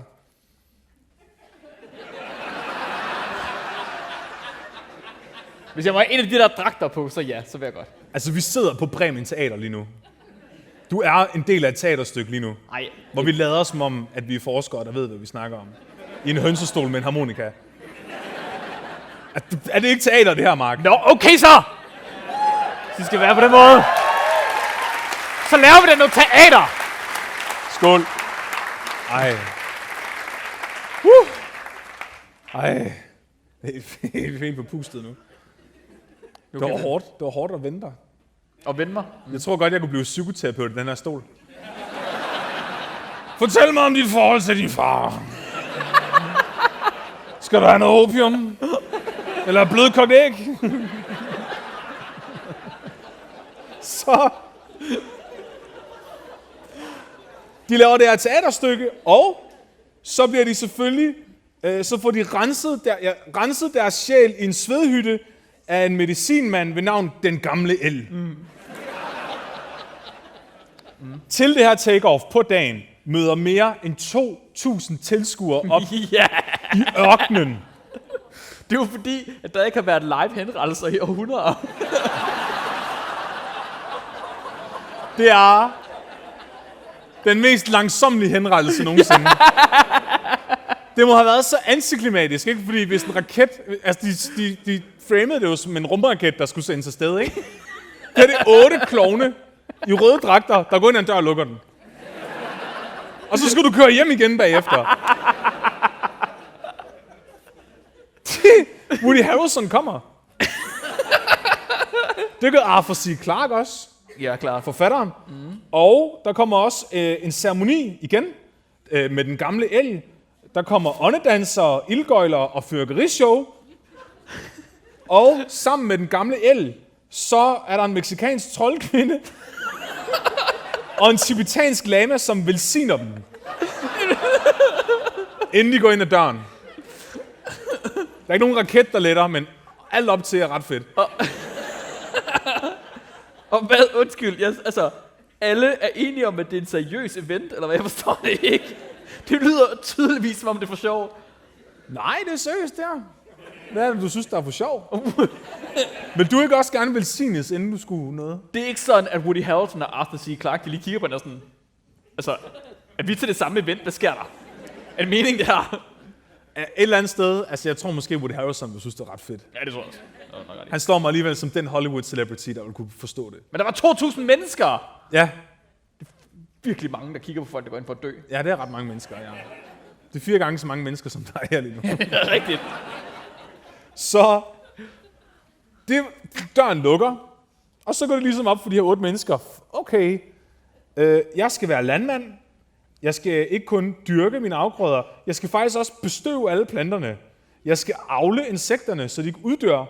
Men samtidig, så skal de også holde øje med 64 sideløbende forskningsprojekter, som foregår inde i biosfæren. Holy fuck. Der er over 1000 sensorer, som måler al kemi, de overhovedet kunne finde ud af at måle inde i atmosfæren og i jorden og i vandet. Der er et helt panel af ekspertforskere fra verden over, der er nogle af de førende i deres eget felt, som sidder på de her Zoom-opkald og vil have resultaterne fra dem løbende og vejleder dem. Det begynder så, efter projektet er startet, at gå op for folk, at de her...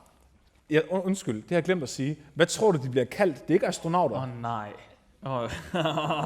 Hvad hedder en person, der lever inde i en biosfære? Sfærikonauter. En biosfærianer. Ja. Ja. De her biosfærianere, Mark, de er sgu ikke rigtige videnskabsfolk. Nå, hvad? Hvordan er de blevet udvalgt? Hvordan har du fundet de 8 mest kvalificerede mennesker i verden til at stå i spidsen for det her $200 million forskningsprojekt, der aldrig nogensinde er blevet set lignende af i verdenshistorien? Det står John for. Johnny Dolphin. Johnny Dolphin. Hvad gør Johnny Dolphin? Det ved jeg ikke. Hvad gør han? Men han går vel ud og interviewer en masse rigtig dygtige, kvalificerede mennesker. Giver dem en banan og spørger, hvad vil I nu? Han tager dem i en meget hardcore bootcamp af improv-teater. Ja.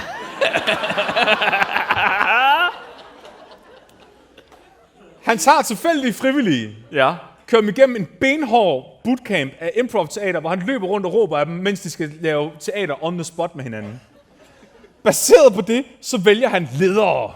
Ja, han er ikke interesseret i at have følgere til det her projekt. Han skal have ledere. Og det er sådan, han udvælger 7 personer. Var det ikke 8? Jo, de manglede nummer 8. Så de siger til Mark Hestelort, du skal ind i biosfæren.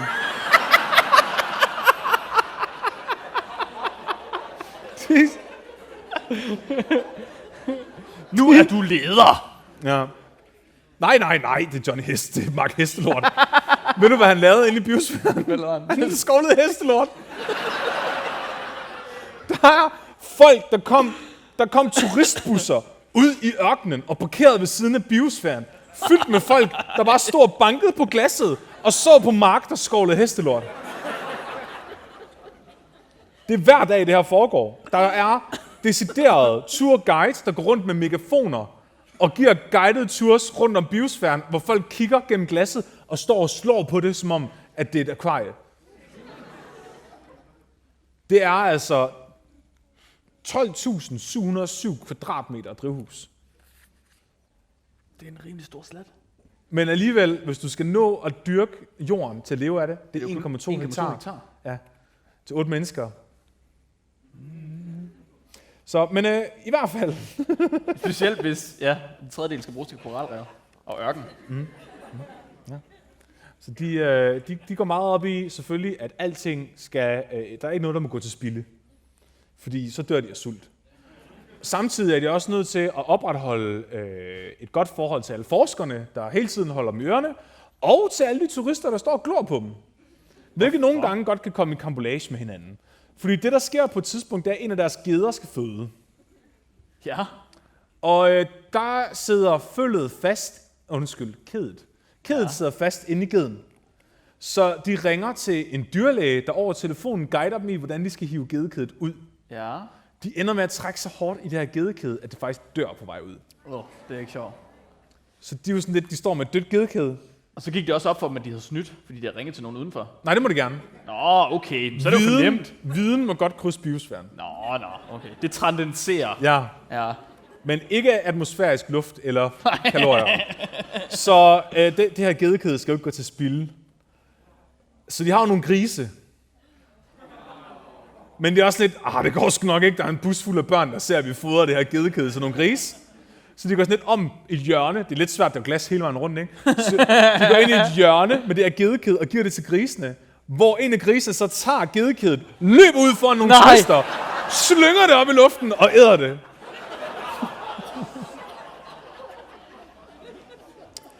Det er en udfordring at producere nok mad. De har faktisk snydt lidt og fået en masse madrationer pakket på forhånd. Okay. Så vidt jeg forstår, så er det ting, de faktisk har dyrket inde i biosfæren forinden, som ligesom er der inde i et spisekammer. Og det er jo fordi, de er jo ligesom nødt til at have den første høstsæson igennem, før de får mad. Så de er nødt til at have noget, de starter med, sådan en anden form for booster i starten. Og de arbejder igennem foråret og sommeren for at dyrke deres nye mad, men her der ender de faktisk også med at æde alle deres nødrationer. Ja. Da de når til den første vinter, begynder mange af deres afgrøder at dø. Faktisk begynder næsten alting at dø. Der kommer for eksempel crazy ants ind. Crazy ants, de er åbenbart, de har fået navnet crazy ants, fordi de er fucking syge i hovedmark. De begynder bare at dræbe systematisk alle andre insekter inde i biosfæren. Og koralrevet går ud, deres hvide kartofler får midler fra deres teplanter, og deres ærter får svamp. Til sidst er det eneste, de har tilbage, som de kan dyrke, som giver kalorier nok til, det kan svare sig at dyrke i det her drivhus, det er rødbeder, søde kartofler, bananer og gedemælk. De landbrugsafgrøder, de har taget med ind, er vildtyper. Altså det er ikke de moderne afgrøder, vi dyrker i en køkkenhave i dag. De har prøvet at tage nogen, der kommer mere fra naturen i stedet for. Så det er ikke de her hybridplanter, man bruger. De har prøvet at gå tilbage og finde noget, der er så naturligt som muligt, og det er jo en rigtig god idé, når man skal have effektivt landbrug. De havde for eksempel en kaffeplante med inden, der gav kaffebønner nok til 1 kop kaffe om året.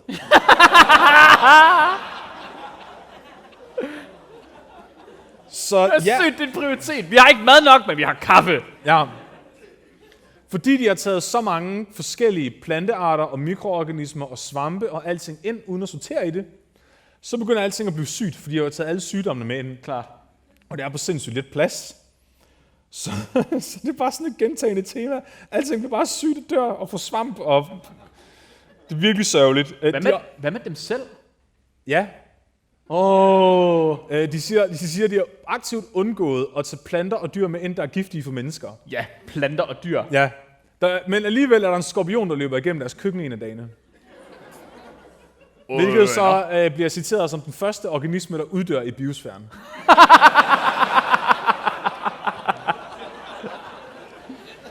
Hvad med infektionssygdomme? De har en læge med ind, og han er nok faktisk den eneste kvalificerede person i den biosfære. Han var læge. Ja, og de har adgang til medicin, så de har antibiotika og sådan noget. Okay. Så han tager sig af det, der sker med dem undervejs. Okay.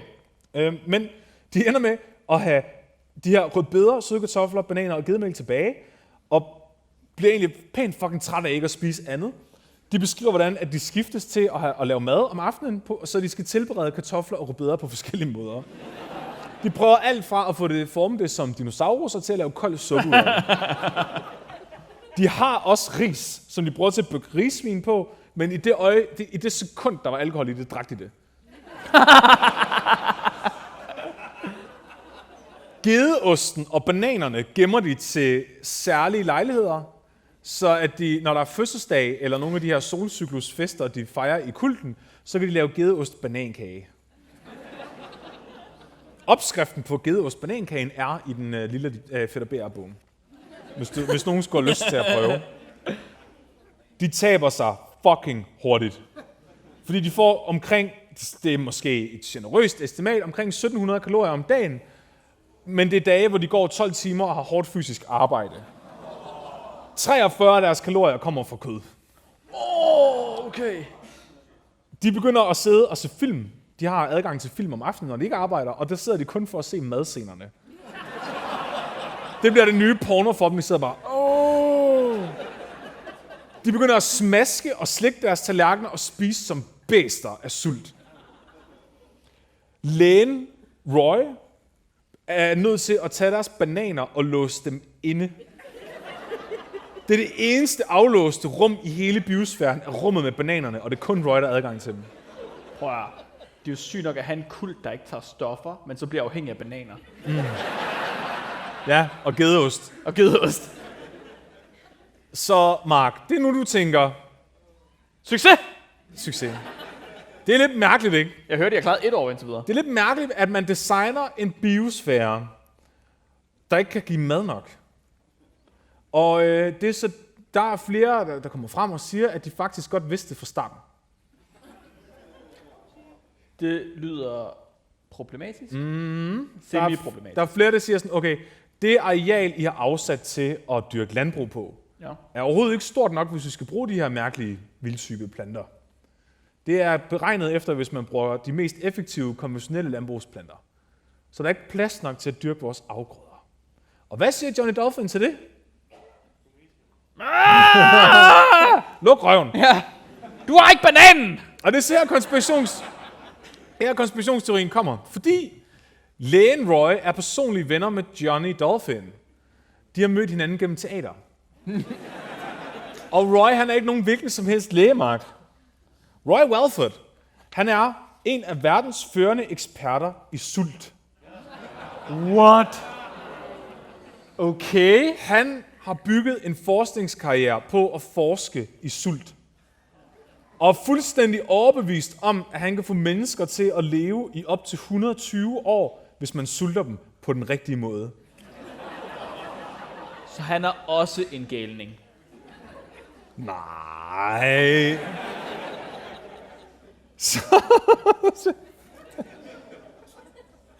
Så Roy og John, de har dykket teater i mange år, og John er meget interesseret i den her forskning omkring sult. Ja. Fordi han vil også gerne blive 120 år gammel. Klart. Roy, da de starter biosfæreprojektet, er han allerede over 60 år gammel, men han går ud til medierne og siger, at det gør ikke noget, jeg er kun halvvejs igennem livet. Den her 60-årige mand, han løber... Prøv at tænke på, hvor meget mad han har spist også. Ingenting. Hvad? Han var sultet sig selv? Hvad? Har han sultet sig selv? Ja, han er uhyggeligt tynd, da de starter. Nå, okay. Han svømmer 3 km om dagen og løber 16 km om dagen. Samtidig med... I biosfæren? Ja, nej, altså inden biosfæren. Nå! I biosfæren løber de faktisk også, de har løberuter, og de kan også svømme i koralrevet. Ja, okay, men det er måske ikke 3 kilometer. Så skal det være rimelig mange baner. Så han har for eksempel fået en mus til at leve 50% længere, ved at sætte den på sin særlige sultekur. Okay. Så det er bare manden, du gerne vil have med ind til det her projekt. Klart.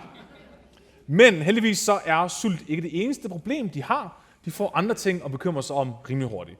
Fordi lige pludselig så får de et kæmpe stort optag af kuldioxid i atmosfæren. Så lige pludselig?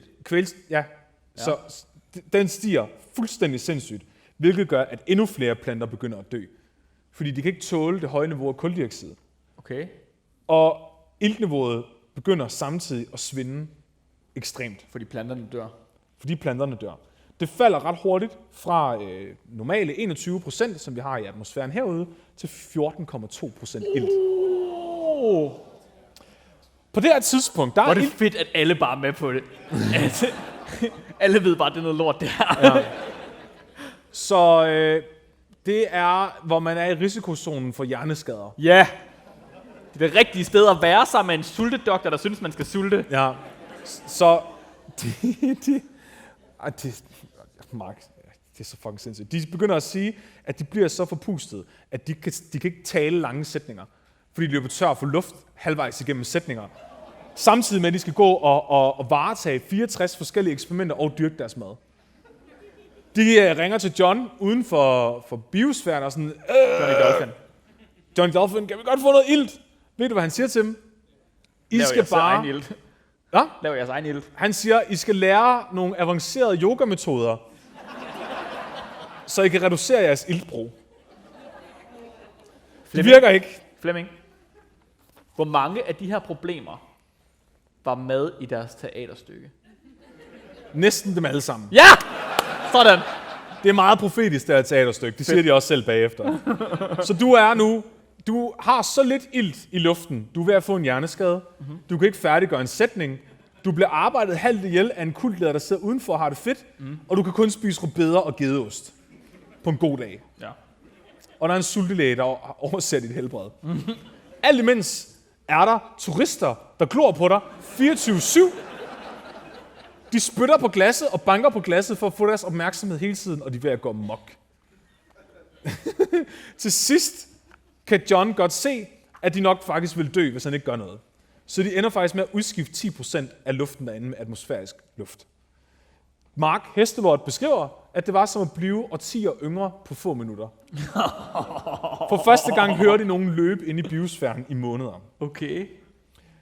Udover alle de her ting, så er de jo selvfølgelig også isoleret, hvilket også gør folk sindssyge. I kan bare se på Antarktis, som vi har snakket om tidligere, at folk begynder at slå hinanden ihjel over skakspil, hvis de ikke kommer ud og ser andre mennesker.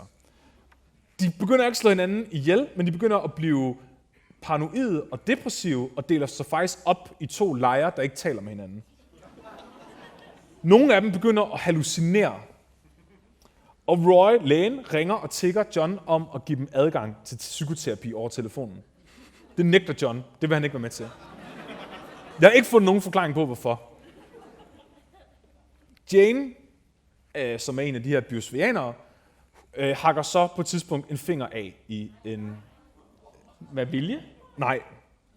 Hun stikker fingrene ned i en, en kompostkværn, får hakket en finger af, og Roy er der jo selvfølgelig. Mark Hestelort skiller den her tærsker ad, piller fingeren ud, men den skal jo syes på igen. Ja. Og der har de sådan en samtale. Må hun godt komme ud og få syet fingeren på? Han kan ikke gøre det derinde, eller? Jo, men hun skal også have noget behandling, han ikke kan give hende. Ja, okay. Hvis det skal være ordentligt. Han kan godt sy den på, men det er ikke sikkert, at den bliver siddende. Nej. Så det vil man gerne have, når man syr en finger på. Ja. Så efter en lang debat... Og det er i tvivl. Efter en lang debat ender de faktisk med at lukke hende ud, så hun kommer på et hospital, og hun er nødt til at skrive under på, at hun ikke indtager noget mad, mens hun er ude. Hvad med luft? Hun må godt trække vejret. Men medierne går mok over det her, fordi nu snyder de jo. Ja. Det er snyd. Ja, det er det samme. Alle vender sig mod dem, og det begynder også at gå op for medierne, at det faktisk er en kult, der styrer det her projekt. Det er ikke kult, Flemming. Johnny Dolphin, han prøver at løse det her ved, at deres morgen-yoga-meditation, som kulten dyrker på sitet, bliver delt op i 2 grupper, så de ikke skal lægge mærke til, at det er en kult. Men det er for sent. Samtidig så er Johnny Dolphin ikke kun et røvhul over for dem, der er inde i biosfæren, men også for alle forskerne udenfor. Forskere, som vel at mærke, har sat hele deres forskningskarriere på spil, fordi de forsvarede den her fucking kult i medierne. Johnny, han begynder bare at sidde og gøre nar af dem, og siger, at de er ligegyldige og overflødige. Hvilket leder til, at de begynder at vende ham ryggen. Der er flere af dem, der beskriver, at John var som en skuespiller, der manipulerede dem. Som om han var så god til at spille skuespil, han var god til at gøre det, han var god til at agere og vise sig på en måde, som passede til dem. Det var også et af hans felter, han havde brugt 2 år på. Ja. Han sagde selv, at livet er skuespil. Og et eksempel er for eksempel ørkenbiologen, som har været med til at designe forsøgene og selve det her ørkenbiom. Han går ud og udtaler sig til medierne om, at han mener, at John Allen udviser tegn på at være paranoid skizofren. Okay. Det leder så til, at biosfærianerne må konfrontere ham med det og sige, det er fandme dårlig stil at sige sådan noget til medierne. Så begynder han at græde og sige, det er fordi han selv kom fra et hjem med nogle dårlige forældre. Okay. Og han så lidt biosfærianerne som børnene og John som faren. Okay. Så han projiciterede nok bare sin egen dårlige opvækst over på dem. Han bliver presset til at mødes med Johnny Dolphin og blive gode venner med ham, for medierne ligesom kunne se, at det gik godt. Og der beskriver ørkenbiologen, hvordan Johnny Dolphin rejser sig op og skriger, i Dantes inferno er forræderi den synd, der får folk dybest i helvede. Og bagefter, så smiler han, rejser sig op og giver ham et kram og siger, det gør du aldrig igen.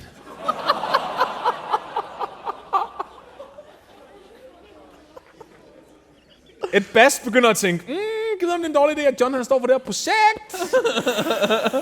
Skulle vi have noget andet ledelse ind? Men han får aldrig nogensinde her delfin til at afstå frivilligt. Det ved han godt. Så han begynder simpelthen at planlægge et fucking takeover af projektet. Fordi han ved, at John er kultlederen, og folkene, der står i lederstillingerne rundt omkring på projektet, er kultmedlemmer.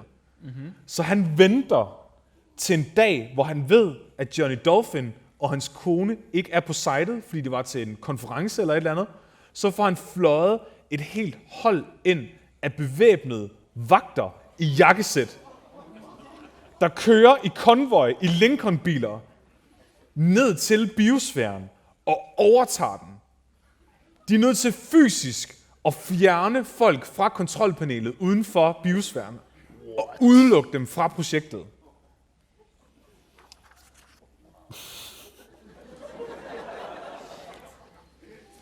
Hvad er det her?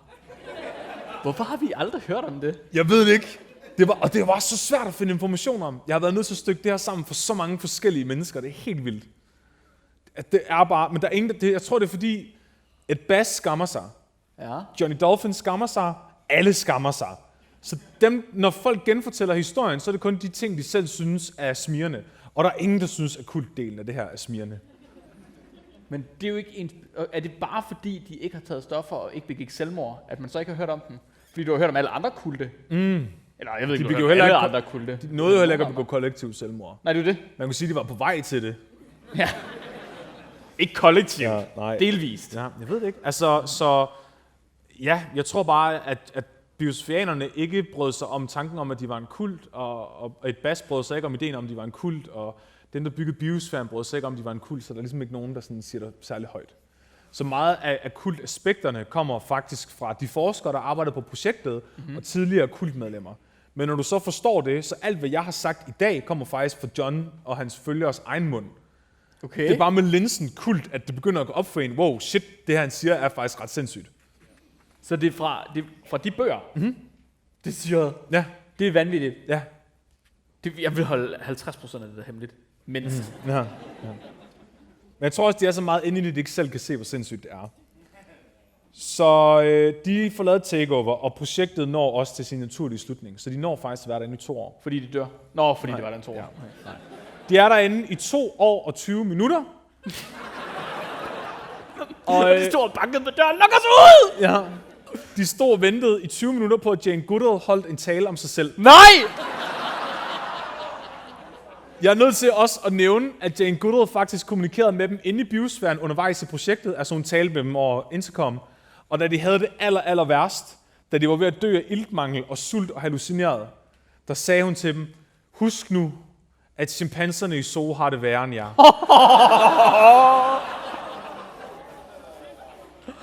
No mercy. No fucking mercy. Så. Mark. De beskriver selv bagefter, at de kommer ud. Og efter de ligesom kommer ud, så begynder de bare spontant at bryde gråd flere dage efter, uden sådan at vide hvorfor. Fordi det har taget så hårdt på dem mentalt. De beskriver også, at det tager dem timevis at handle ind. Fordi der er så mange valgmuligheder. De kan ikke... Hvor er rødbederne? Hvor er bananerne? Så de kommer sig igen, skriver nogle bøger om det, og så er det ligesom det. Okay. Der er nogen, der overtager biosfæren. Ed Bass han udpeger en ny person til at overtage projektet, og alle projektets forskningsdata fra de sidste 2 år. Alt det arbejde, de har brugt blod, sved og tårer på at lave, Mark. Hvem tror du? Nej. Hvem tror du får lov til at overtage det her enorme projekt og den her sindssygt værdifulde data? Okay, i midten af 80'erne. Hvad tror du, det her, vi er oppe i 90'erne nu. Vi er på 90'erne. Hvad tror du, hans holdning er til klimaforandringer? Ved I det? Er der nogen, der ved det? Hvem er det? Ja! Steve Bannon. Donald Trumps toprådgiver i Det Hvide Hus. Ikke i 90'erne, men nu her. Han ser på alt det her data. Det passer ikke lige ind i mit verdenssyn, så han får smidt det ud. Nej! Nej! Og han kunne slippe afsted med det, fordi alle forskerne var blevet fucking sure på dem. Nej! Der bliver publiceret nogle videnskabelige artikler baseret på det, men langt størstedelen af det forsvinder på mystisk vis. Jeg er nødt til at nævne her, Steve Bannon, han var Donald Trumps toprådgiver under den første valgkampagne, og var med til at lave den her Build the Wall-ting og Make America Great Again-kampagne. Steve Bannon har også en podcast, der hedder The War Room Pandemic, og en undersøgelse fra 2023 blev 36.603 politiske podcast-afsnit screenet, og man vurderede, at hans var den, der indeholdt mest misinformation og falsk data. Hans ansvar bliver nu at sørge for at drive Biosfære 2 som et lukrativt projekt for Ed Bass. Johnny Dolphins livsprojekt. Det overrasker nok ikke nogen at høre, at der ikke kommer noget meningsfuld videnskab ud af det her. Det bliver lavet om til et konferencecenter og en turistattraktion. Okay. Og det ender faktisk med, jeg tror det er i 2011, der bliver det doneret, fordi det er så stor en udgift at holde kørende, der bliver det faktisk doneret til Arizona Universitet, og der bliver foretaget noget forskning inde i det. Men det er hjerteskærende at tænke på, hvor vildt det her faktisk kunne have været for verden, hvis nogen kunne få lov til at se, hvad atmosfæren kan gøre ved et mikrobiom, altså en biosfære på den her måde. Nogle af dem, der har deltaget i det bagefter, siger selv, at inde i Biosfære 2 gav alting mening. Alt, hvad du gjorde, alt, hvad du kunne se det direkte indflydelse på organismerne omkring dig. Der var ingen anonyme handlinger. Det var som hele hendes krop fik meddelelsen, at hver eneste gang, du trækker vejret, så er der planter, der tager din CO2. Det er din 3. lunge, du bor sammen med. Og til sidst så tænkte de, min Gud, det her, det holder mig i live. Ja, altså, hvis alle fik lov til at opleve det her, så ville de måske kunne forstå, hvad det er, der sker med verden lige nu. Det var i 90'erne.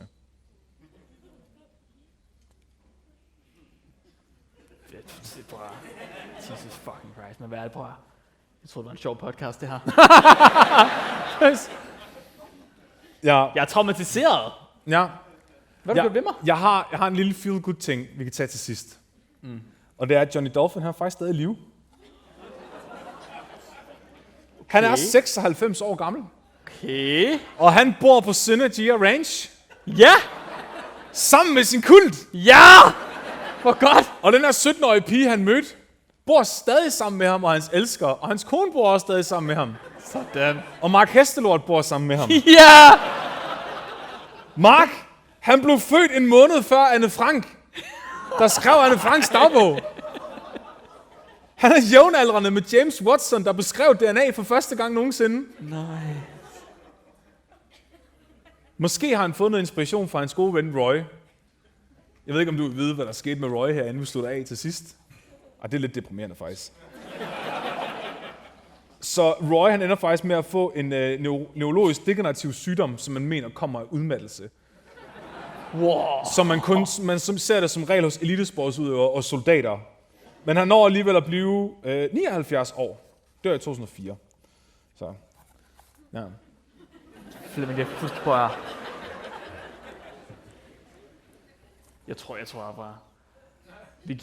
Vi trækker talebanen fra Flemming, og så giver vi Flemming en kæmpe stor hånd og siger tusind tak.